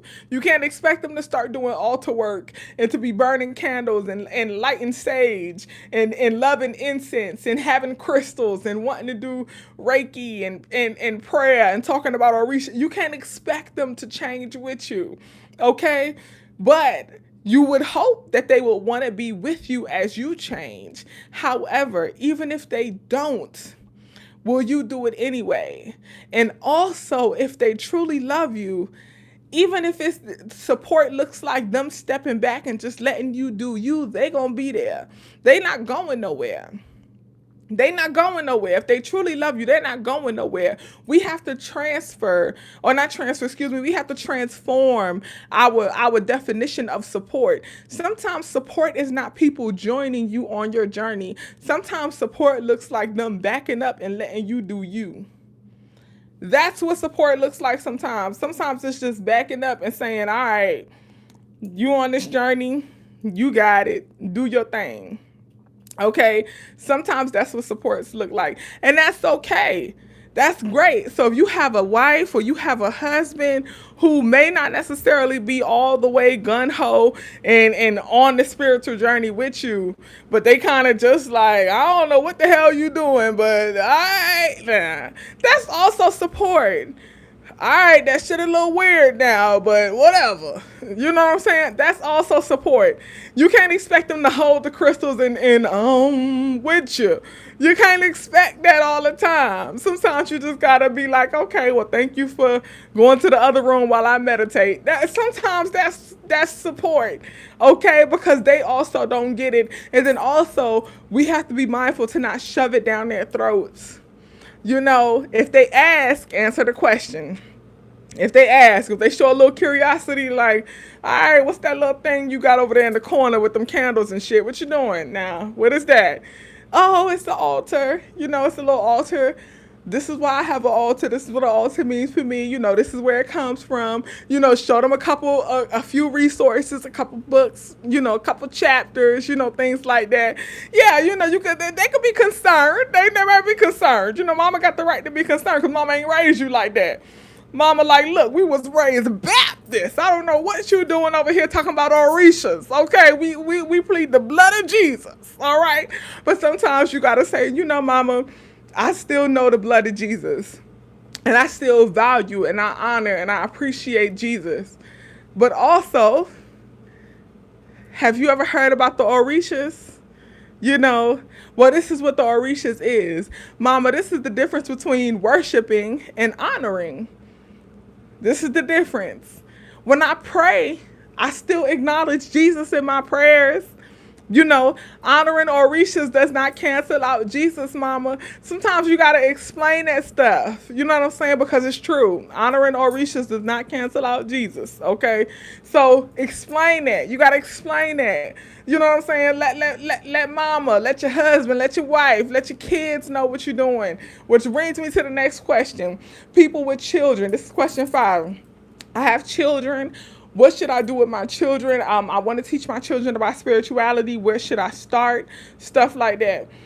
If you want to teach your children about spirituality, the best place to start is with self. Show them through example. And think about yourself. You know, I'll speak about myself. Growing up, I was exposed to a lot of different religions. And the reason I learned about so many different religions is because people just took me. I didn't have a choice. I had to go to the Kingdom Hall. I had to go to the masjid with my Muslim auntie. You know what I'm saying? I had to go. Had to go to the Kingdom Hall with my Jehovah's Witness auntie. When my mama was going to the church and she was Baptist, I had to go to the Baptist church. You know what I'm saying? When I was with my Israelite godmother, I had to go. You know what I'm saying? So you got to go to the synagogue. You got to go make this prayer. You got to go. So that's the thing. You just had to go. You just had to do it. So a lot of I could sing a church hymn. I could sing a Catholic hymn. I could do several things, okay? But that's because as a child, I just had to go. There wasn't a choice. And I learned through that way. You know what I'm saying? When my mother was building her ancestor altar, we didn't have a choice. Ma, why? What's this? This is the picture. This is your grandmother. She passed away. This is this one. This is that one. This is that. We have the flowers here for this reason. We have the sage here for this reason. This is why I burned the sage. And she just explained everything. So that's what you have to do for your children. Just explain everything. Model it. Do it. The same way we was dragged to church and our parents did. Do it. Just do it, but explain everything as you do it. When you saging your kids down, explain, this is why I'm smudging you. This is why I'm burning this sage. This is this herb. This is why I'm making this tea. This is this Orisha. This is in honor of Legba. This is Legba. This is what Legba does. And you just go in and you explain everything, and not in a crash course, because that's another thing, not just for our children, but anybody in our life. We got to stop cramming this information down their throats. Stop cramming this information. As you practice and as you do certain things and they show curiosity, explain it little by little, little by little. It's like food. You got to give them time to digest one meal before you move to the next. Let them be hungry for the next meal. So give them a chance to understand what the sage is before you try to explain the juniper, before you try to explain the Palo Santo, before you try to explain the tea, before you try to explain Oshun, let them get Legba. You know what I'm saying? Before you try to explain Orishas, let them understand ancestor veneration. So step by step by step by step, explain one by one, and be patient, be kind, come with facts. Come with facts, okay? Not just your opinion, not just what you heard or what you think you know. Join the wellness community, read the newsletters, and be in the group chat so that you can get the book recommendations and all that other stuff. And you could be able to pull the excerpts from the books and stuff like that and be able to get those facts, okay? So that you can say, this is where this information comes from. You know, the same way Christians can pull up the Bible and they can say, according to Psalms 23, such and such. Same thing you could do, okay? So come armed with facts, okay? And be able to teach with a loving, kind heart. Be slow to anger. Be slow to anger, because oftentimes people will disrespect what they don't understand. They will judge what they don't understand. So they may disrespect you. They may tell you stuff like, oh, that's dumb. Oh, you going to hell. All kind of crazy stuff. Okay, they may talk all that craziness, and that's fine. They're going to disrespect what they don't understand. All you have to do is just simply, okay. That's all I say sometimes. I do like, okay. All right. Okay. Well, actually, so according to such and such, if you read, well, according to this excerpt, you know what, I just believe, and I just always constantly remind people, because I have these discussions quite often, and I just say, you know, well, we have to remember that everyone has the right to believe what they believe, and none of us knows for sure. Which is a reminder, because that's also, you know, taking accountability too. None of us knows for sure. For real. If we really think about all of this, none of us knows for sure. None of us knows for certain. Why? Because we were not there. Anytime we think about religion specifically, we're going according to history books, we're going according to documents and stuff like that, but none of us were actually physically there in such and such BC and all of that stuff. So if you take accountability and you just say, you know, well, according to, remember, we're just all going according to what we believe or what we think happened. And according to what I believe, I respect what you believe, give respect. I respect what you believe. I understand where you're coming from according to what I believe, you know, and explain your position, validate their position, let them know that you understand. It's not a battle. This is not a debate, because once again, none of us know for sure. So this is not a battle over who's right, who's wrong, you know. And even when it comes to teaching your children, you may have a partner who's like, oh, well, I don't want my kids to know that stuff. I want my kids to know this. just explain to them, like, well, just because I'm teaching them certain things and you're teaching them certain things doesn't mean we have to cancel out one. Our kids have the right to know everything. Kids should know everything. You have to teach kids everything and give them the opportunity to decide. I advise, teach kids about all religions, all walks of life. Teach them, thank God, for the way I grew up. I learned about African spirituality, but I also learned about Islam, Christianity, and other walks of life, various sectors of Islam, 5%ers, NOI, all kind of stuff. I didn't, I was able to choose for myself.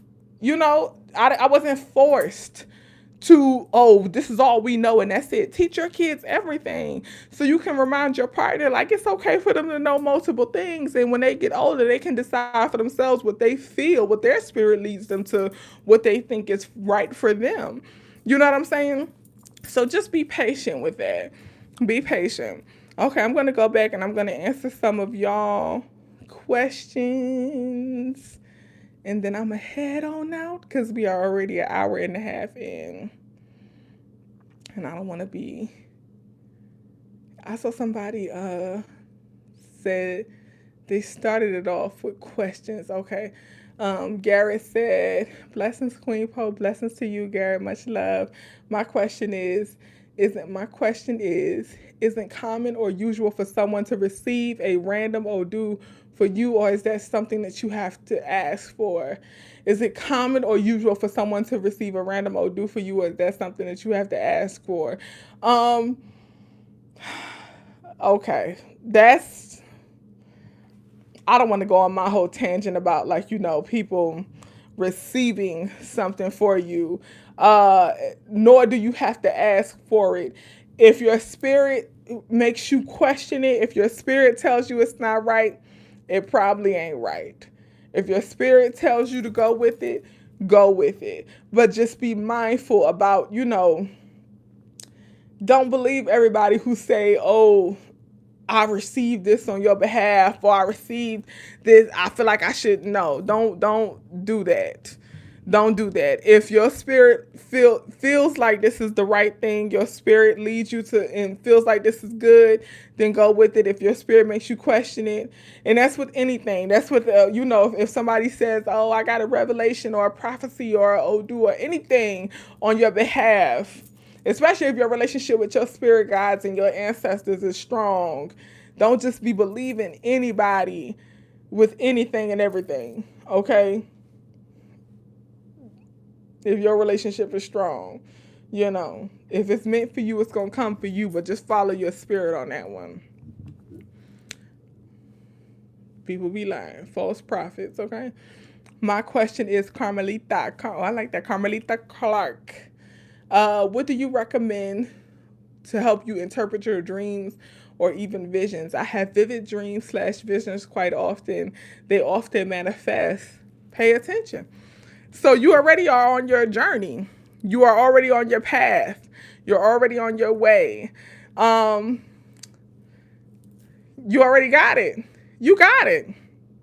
You got it. If you know for sure, it's funny because we was just talking about this in the wellness community a little bit. Like, if you already have a dream and you know that your dreams be manifesting, you know that your visions or your dreams happen, you are already on a journey. That's it. The only question is, are you going to pay attention, or are you just going to keep waiting for them to manifest?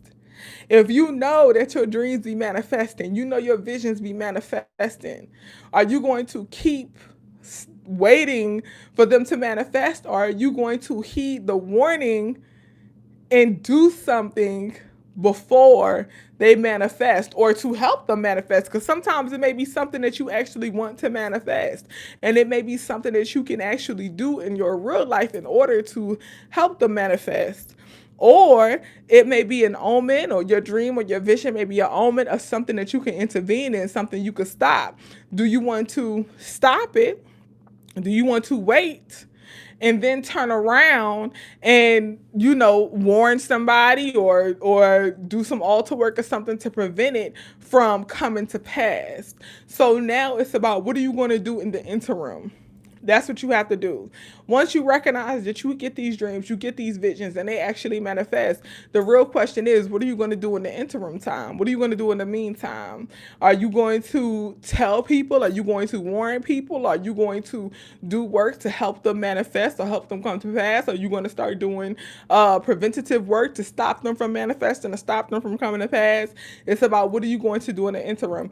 And that's what you have to ask yourself. Or sometimes, I know a few people who are dreamers, and they just let it happen. Like they'll be like, "Oh, I had a dream that such and such was gonna happen, so I know this is gonna happen." And that's also them giving us a warning and telling us what they dreamed is gonna happen. So we kind of get a heads up and we can move accordingly. But yeah, that's really what you have to decide. But embrace that gift. That's a gift. That's a spiritual gift. To be a dreamer is a spiritual gift. I will advise though, please, and this is not for you, Carmelita, specifically, but for anybody who feels like they're a dreamer, because I get that quite often. A lot of people feel like they're dreamers. They feel like that. And we all, I said I was going to do a whole separate live, and I'm not going to talk about it in this live because we'll be here for 3 hours instead of the already hour and a half plus that we're here. But with dreaming, the spirits travels realms, right? When we transition to the sleep state, the spirit travels realms, right? So it has various experiences, so on and so forth. It's a lot to explain. But essentially, a lot of people feel like they're dreamers because your dreams will feel so real and so vivid. And then they will have a lot of parallels to the physical reality or real life. They'll have a lot of parallels, but because the spirit travels real actual realm, so of course it's going to have a lot of parallels. With that being stated, I'm saying all that to say some people read too deeply into dreams. And once again, this is not specifically you, Christelle, but I'm just giving a warning because this is the question that I do get a lot. Some people read too deep into dreams. People will be like, "Oh, I had a dream that such and such happened," and it's just your spirit had an experience while you were asleep, and that's okay. That's also valuable, but that may not mean anything in this realm. That may not mean that you need to do anything or something is going to happen in this realm. That's just something that happened in another realm. You'll feel the difference and know the difference of a warning or a foresight versus just a dream. You know what I'm saying? We may have dreams that are very vivid, very real, very much like it feels like a parallel of this real life experience. But there's a difference, okay? So please do not read too deeply. Once again, you'll know for sure. You'll know for sure. Very much kind of how Christelle said it when she was like, I know that my visions and my dreams come to pass, that they actually come to fruition. Take some time and study it and not thinking too deep for other people. Not thinking too deep into your dreams and like, "Oh, I saw that in a dream. I saw that leaf in a dream." Like, yeah, you may have saw that leaf in a dream, girl. That leaf is a leaf. You know what I'm saying? Like that leaf, that leaf done been around a few times. "Oh, I saw that sign. I saw that color." I'm like, "Oh, okay, relax a little bit. Just be patient." You'll know for sure when it's the real thing. But being a dreamer is a real gift. It really is. But you'll know the difference. You'll know the difference. Almost kind of like prophets. Almost like prophets. Okay, I'm going back. More questions. Thank you, Christelle, for telling people to like the video. I appreciate that. Thank y'all for everybody who did like the video. I always forget to say that. Like, share, and subscribe. Thank y'all so much. I appreciate that. Chanel. "Hey, Queen, first off, I would like to shed light on your wisdom." Oh, thank you so much. "And love, I adore you, honor you, your presence." Oh, thank you so much. I appreciate that. Wait, hold on. "Believe your path of healing can switch." Okay, hold on. So she said, "Do you believe your path of healing can switch? Like how you're meant to heal people, do I think it can switch?" I do think it can switch. I think really the switch, though, what I've come to find with working with people, their path of healing did not switch. They just dove deeper into it. sometimes people will narrow their path without realizing it, right? People will narrow their path of healing. So they'll say, oh, my path of healing is I'm a comedian, right? I'm a comedian, right? But then they're a comedian, but then they start doing other things, right? So like other things that are in the realm of comedy, but really it's kind of like vision work and all kind of stuff. You know what I'm saying? So there's also another sister who I started working with a long time ago. I ain't gonna out her. I ain't gonna say her name, but she be on this channel. If you've been following me for a while, she comments all the time. Okay, and she's a writer and she was like, oh, I'm a writer. I know my healing work is in writing.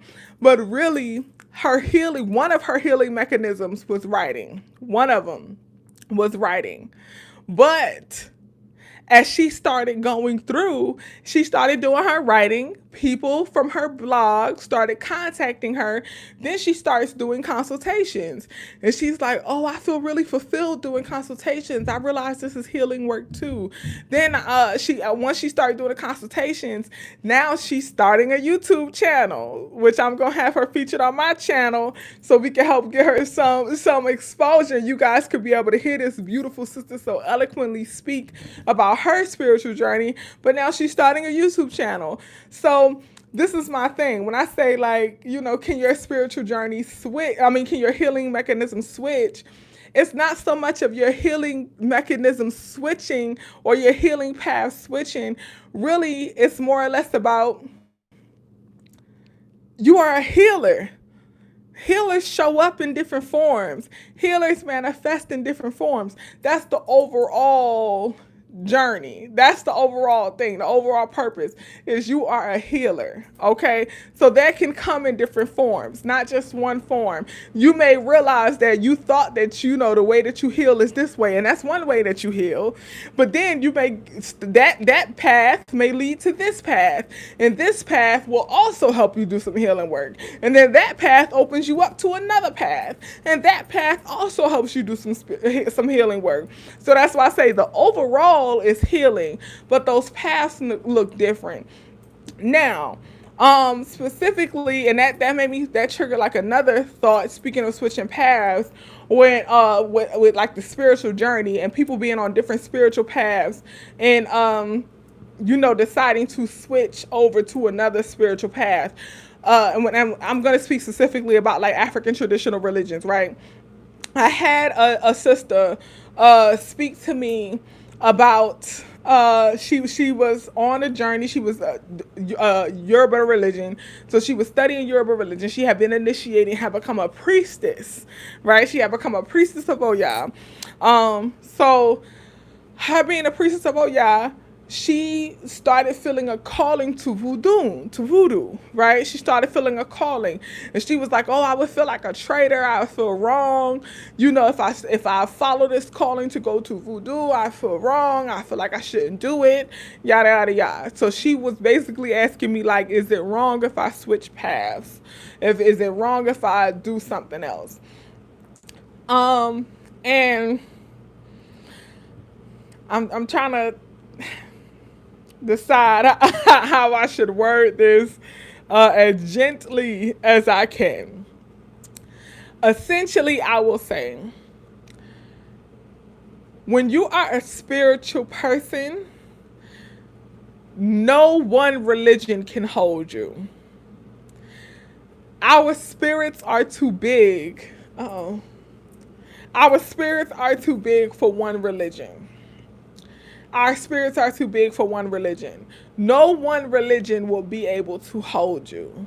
When you are a spiritual person, no one religion will be able to hold you. Okay? So that's as simply and as nicely as I can put it. Okay? When you are a spiritual person, no one religion will be able to hold you, because you will be able to see beyond that. You'll be able to see the connection of everything, of the all of it all. And there's nothing wrong with being connected and being kind of tied into one religion. It's nothing wrong with that, right? It's nothing wrong with that. But you'll still feel a connection and a calling and an urge to others. Okay? You'll still feel that. No one religion will be able to hold you. And I'm speaking from experience, okay? Experience. No one religion will be able to hold you. You will be able, you will transcend beyond religion. You'll transcend beyond religion. And that's as simply as I could put it. So you may be initiated, you could become a priestess, you could become the highest form of anything in any religion and still feel the connection to everything. Okay? So that's where what I will say for that. Hope asked me, will I have openings for readings soon? So let me explain the openings for readings. Hope and people who have DM'd me and emailed me for readings. And I always say this, I'm like, as soon as I get an opening, I'll let you know. So what has happened is, and I'm very grateful for this. So essentially when I started doing consultations, I was really just doing like one-to-one consultations on a rolling basis. And when I say rolling basis, that basically means like as people email me, as they contact me, I would, do a consultation with you. But then I started having like recurring clients who were constantly like, like they frequently would come back. So I started creating a schedule because I would recognize almost like, and it feels weird for me to even say this, but almost like a therapist or like a life coach where you have like a stand-in appointments. So I have stand-in appointments that are like booked way ahead of time. So when I take like consultations outside of my stand-in appointments. That's why I say I have to see if I have an opening, because I really can only do it when I have openings in my stand-in appointments. Okay, so that's really the only time I could do it. And also while still maintaining me time and maintaining my mental wellness and my spiritual wellness, I have myself on a very strict schedule because I know that I will quickly, out of that guilt that I was talking about earlier when I talked about the healing focus area, out of that guilt, I feel like I have to fix everything and help everybody and do consultations for everybody, and I'll feel guilty. So a part of my healing is sticking to my schedule, right? Sticking to my schedule. So with me having the rolling up, the stand-in appointments, only time I can take one-to-ones is if I have an opening within those stand-in appointments, which essentially happens if people cancel. Thankfully, people very rarely cancel, but when they do, that's when I immediately go to my emails. So like earlier today, I've been up since 3 o'clock this morning. Earlier today, because I had a client who called me in shambles, okay, in shambles. So earlier today, that client had an appointment for later today, and they called me in shambles early that morning. We talked for 3 hours. That meant that their time slot that was actually open, that their time slot that they had booked for later that day was now open. So I immediately went to my emails, and during their time slot, I started doing readings during their time slot because now I had an opening. So that's essentially how the schedule works. And that's what it is. So if I haven't gotten to your email yet, it's really just about me having an open time slot, which, thank God I'm moving into a position where I'm fully, and this is also a part of the healing work, and we'll talk about this next month within the wellness community, is embracing the elevation and embracing the abundance of things. So more to come, family, more to come as I grow and as I get better with embracing the elevation, because you guys, I'm going to be 100% transparent with you. For me, it still feels a little weird for people to even desire that from me, for people to trust me with their wellness in that way. it still feels weird, I'm still like very much in shock at times, when I do get the abundance of emails and when I do get the abundance of DMs. So a part of my healing work is accepting that this really is it, that I'm really walking in my purpose, that I really am, you know, I'm really walking in this work.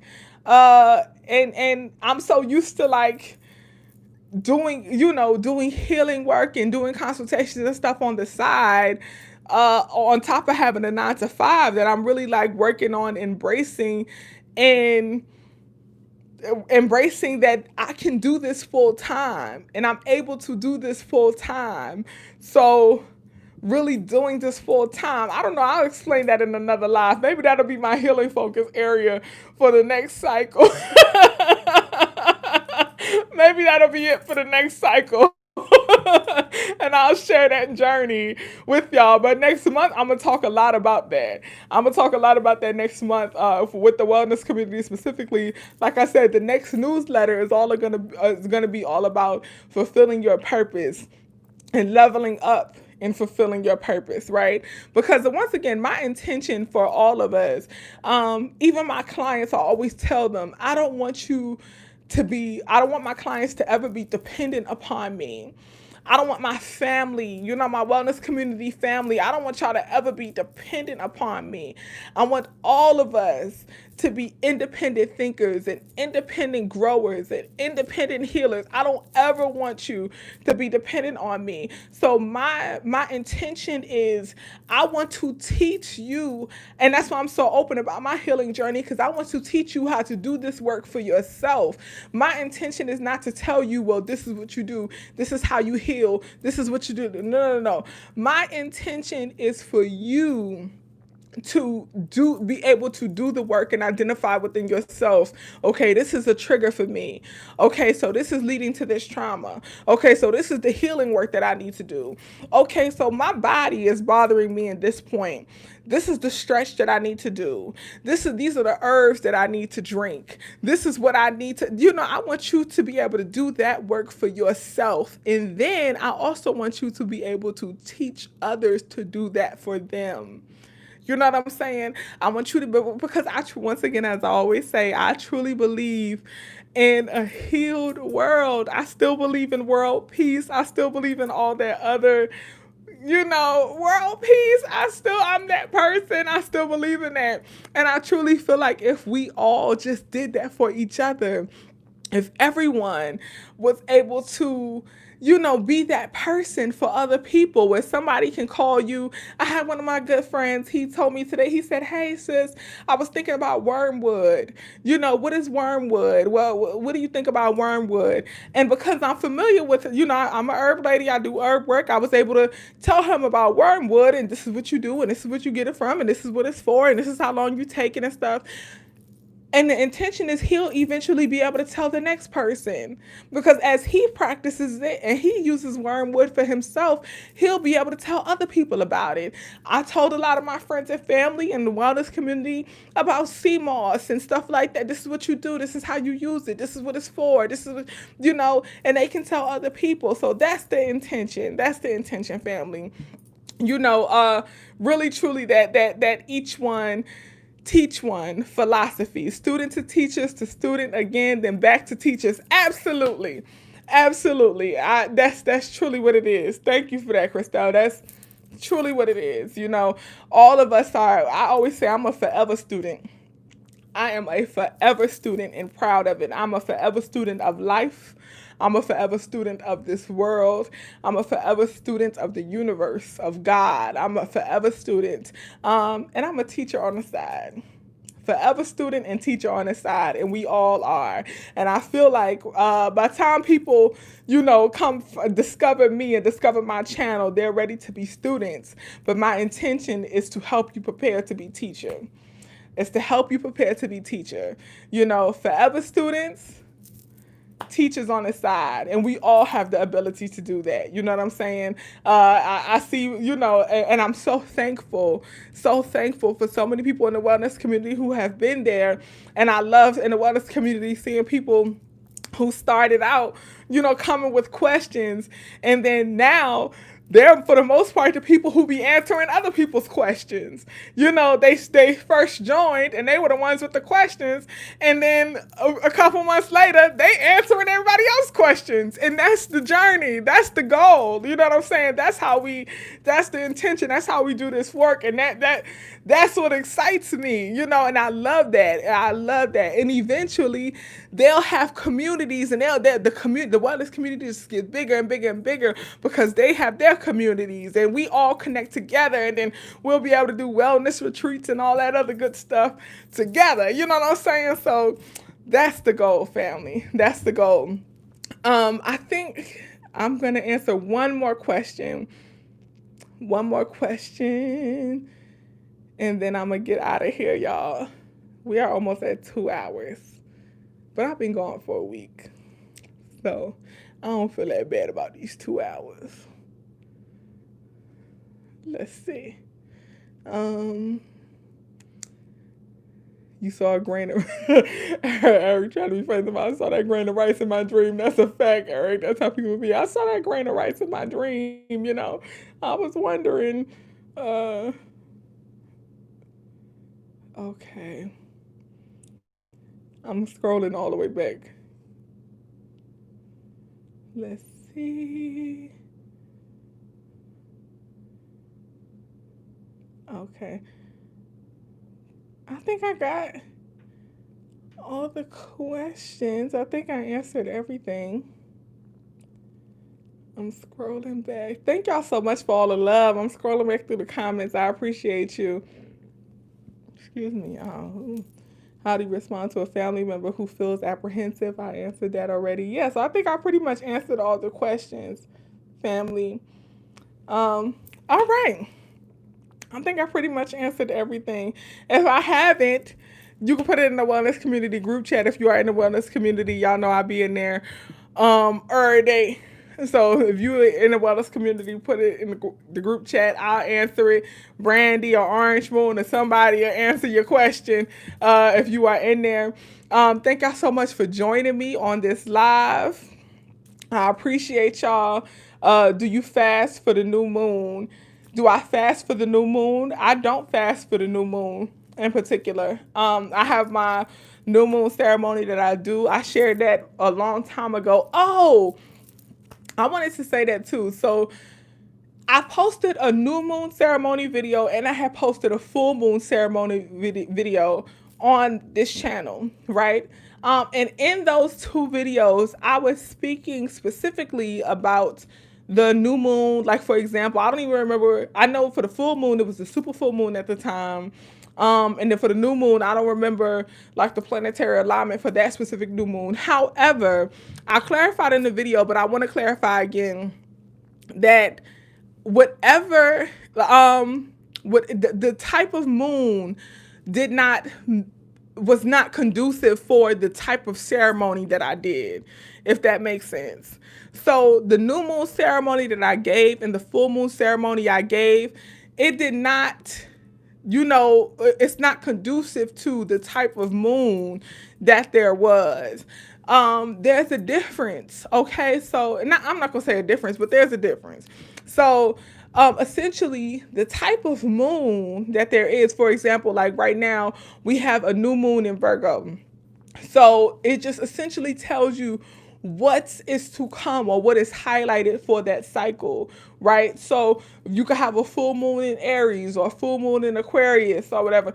It just tells you what's to come or what energy is aligned with that cycle. However, the ceremonies that I gave for the new moon and the full moon were basic ceremonies for the new moon and full moon of that time. So manifestation ceremonies, as well as for the full moon, the release ceremony was essential basic ceremonies. Now, if you are part of the wellness community, I did a newsletter, and in the newsletter I talked about, I think that was last month maybe, where I talked about like moon water. Absolutely. Like I just Sugar said, I made moon water but haven't used it for anything. Absolutely. So I talked about moon water and all that good stuff, so you can definitely have variations to your new moon ceremony or your full moon ceremony, if you would like. But what I gave in those two videos were basic new moon ceremonies and basic full moon ceremonies. The new moon is the start of a new cycle. So that is when you want to set your intentions. That is what you want to, when you want to put out the energy or the desires that you want to manifest. The full moon signifies the ending of a cycle. So this is when your manifestations start becoming full-fledged reality. You're able to give gratitude and give thanks for your manifestation. So the full moon is your full gratitude, and then you also want to release anything that you no longer want to keep and bring with you to the new moon. So during that full moon, you want to give gratitude for what manifested, but you also want to release anything that you don't want to bring with you into the new moon cycle. So that's why we practice a release ceremony during the full moon. Okay, so that's essentially what I gave at that time. Okay, was basic full moon release ceremonies and new moon intention setting and manifestation ceremonies. Okay, regardless of the type of moon. Now, specifically with this new moon, right? We have a new moon in Virgo. Mars is also in retrograde. So, as I explained earlier in the video, what we have to be mindful of is our communication.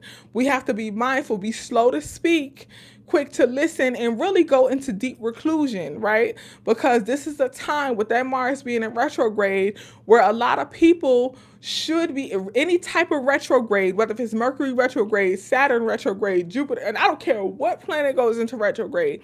Retrograde, basically, think about retrograde synonymous with introspection. That is the time that we should go within. So Mars being in retrograde triggers feelings of being used, being considered, feeling like you are being taken advantage of. That's specifically what Mars retrograde signifies, which is interesting because think about my healing focus area. Mars retrograde also signifies, especially with being in opposition to Saturn, signifies feelings of being, in a sense, secluded, not being accepted. Now, if you are pointing the finger at other people, looks like you thinking to yourself, oh, this person is jealous of me. Oh, that person is jealous of me. Oh, this person ain't supporting me. This person ain't with me. This person on da-da-da-da. But really, retrograde, we should be introspective and ask ourselves, why are we attracting or accepting this energy? Okay, so with having this new moon in Virgo, which can cause us to be verbally combative if we are not introspective due to the retrograde, we have to be mindful. So within this new moon, you really want to pay close attention to your healing focus areas. What are your healing focus areas? What are the parts of you that you want to work on based on these feelings? Okay, so when you have these feelings, whatever you feeling, okay, when you are having this, you want to do the healing focus area work. And then for the new moon, you want to set your intentions. How will you heal? How will you manifest out of that? And that is a part of your new moon ceremony. And you can set your intentions for the new moon for this cycle. Now, with the new moon, the full moon, any moon cycle, with the new moon, you have 3 days after the peak of the new moon. So the new moon peaked this morning. I believe it peaked around 6 something a.m., 6:05 something a.m. It peaked this morning. You have 3 days after the peak of the moon to harness this energy, feel this energy. You can make your moon water. When you make your moon water, essentially what you want to do is you want to take a glass jar, a crystal cup, whatever. You want to have it and sit it in the peak of the moon. You want to sit it in the wake of the moon, right there by the moon. You want to sit it right there. Then you let the moon soak into that energy. Let that moon energy soak into that water, right? Once that moon energy soaks into that water, afterward, you want to take the water in the house. Take it in the house. Your water should come in the house before sunrise. Before sunrise. I advise that you get up at 4 a.m. in the morning. and you bring that water in the house, and that is your moon water. You can use that moon water to take a spiritual bath, to make tea, to wash your hair, to do anything you desire to do. You can drink it if you want to. Take that moon water in and you utilize that moon water. That moon water is great for manifestation. Moon water is manifestation. Spiritual water is cleansing. Okay? So that's what you want to use the moon water for. Okay, and then if you are a part of the wellness community, I think in the newsletter for last month, or maybe I think it was August newsletter, where we had the types of water. Yeah, because that was August newsletter where I had like rain, the purpose of moon water, spirit water, rain water, different types of so many river water, so many different types of water, and we talked about how to use that those types of water for the various altar work. But yeah, so that's essentially my spiel on the moon. Now, what y'all talking about? Because I'm seeing all kind of vegan ribs and clam chowder. What is y'all cooking? Vegan enchiladas? What is y'all making? I want some of that. I'm about to have me some. I got some rice and peas and some steamed vegetables that I'm about to have for dinner. What y'all cooking? Let me see. Totally off topic. Can you tell me any good meals? So, okay, Natty asked about the good vegan meals. Oh, so y'all said good vegan meals. Let me see. Vegan ribs, corn chowder, sweet potato, cauliflower, onion, garlic roasted with tahini sauce and a wrap. Oh, you fancy, huh, Christelle? With fresh herbs and avocado. You fancy. Listen, okay, now,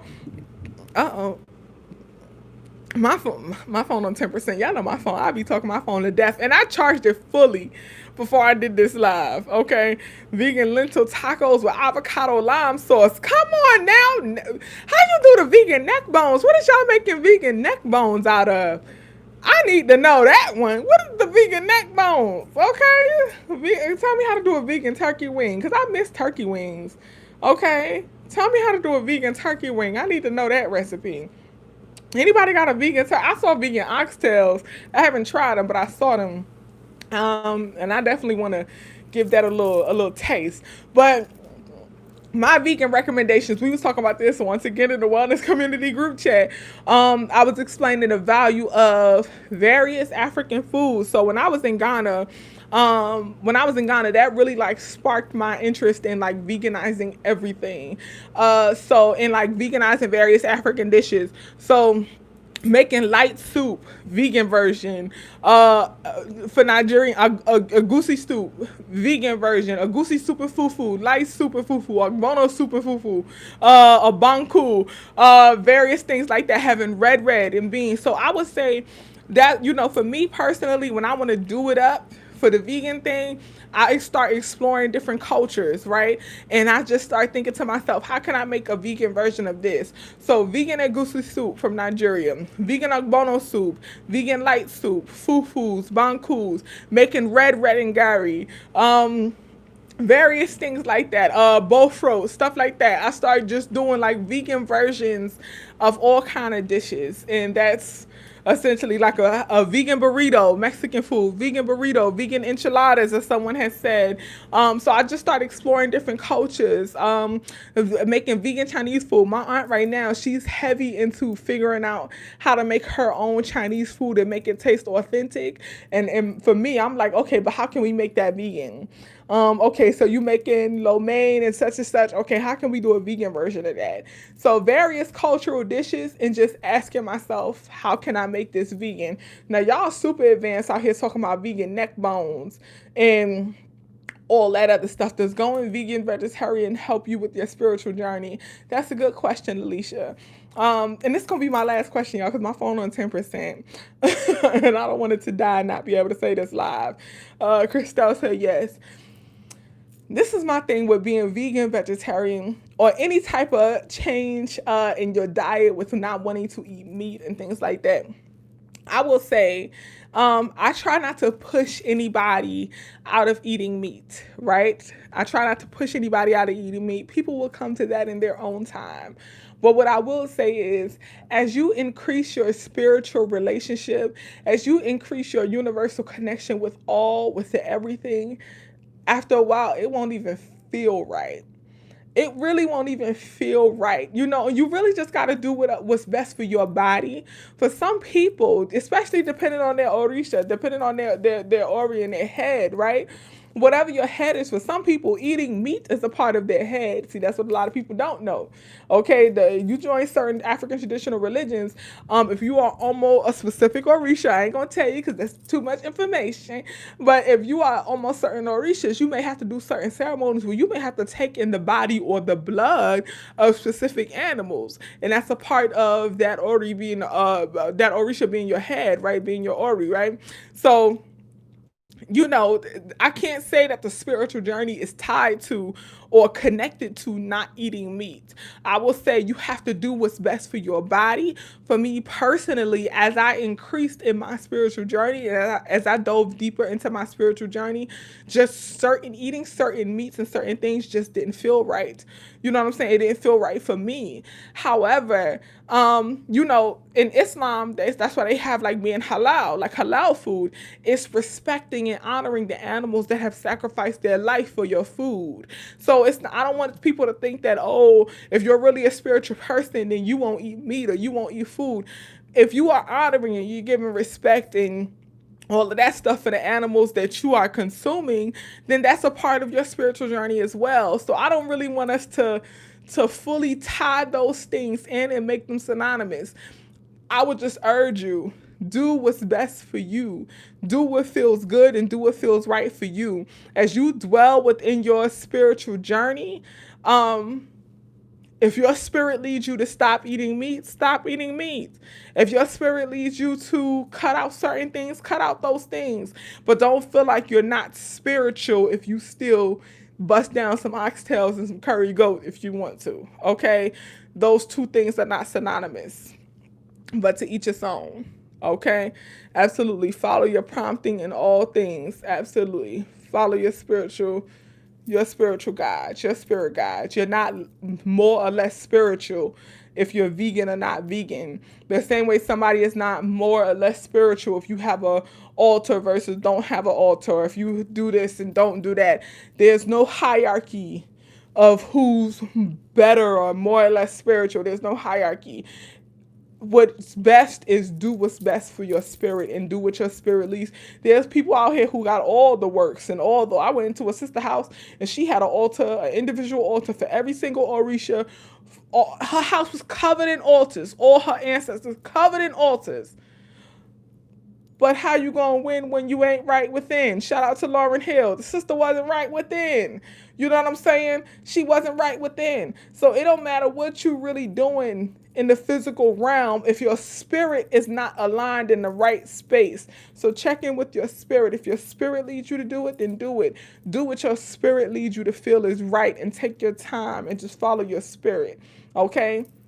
And that's how you win. How you gonna win when it ain't right within? All right, I'm out, y'all, because I don't want my phone to die. I want to be able to save this live and be able to keep this. But I'll be back soon, you guys. Peace and light, family. Thank y'all so much for joining me. Like, share, and subscribe. Thank y'all so much. And we are at like 8.6 thousand subscribers, y'all. I'm very, very appreciative. Also, I have a 50% off sale on the online shop. If you follow me on Instagram, you know that I started the wellness community intentional apparel shop. Is 50% off up until 11 p.m. Eastern Standard Time. Tonight, 50% off. Use the promo code New Moon. I have like apparel with various, like statements and things like that. Intentional apparel. I started that like last week, and my intention really is just to have apparel that we can feel good about, we can feel proud about wearing, and some of it is some fun stuff, some of it is good stuff, but really it's about having intentional statements that will make you laugh, some make you just feel good, some are reminders of who we are and what we honor and all that stuff. So 50% off everything. The link is in the description box. Use the promo code New Moon. The promo code New Moon. The sale ends at 11 p.m. tonight Eastern Standard Time. Thank y'all so much for watching. Join the wellness community. Shout out to the wellness community. Patreon.com/TheQueenPo. That link is also in the description box. So much love for the wellness community. I appreciate all of y'all. Thank y'all for that group chat being so popping. I'll be in it right after this live. Much love, much light. I'm about to go eat my rice and peas and steamed vegetables. Y'all go eat y'all vegan neck bones and all y'all good stuff. Peace and light, family. Much love.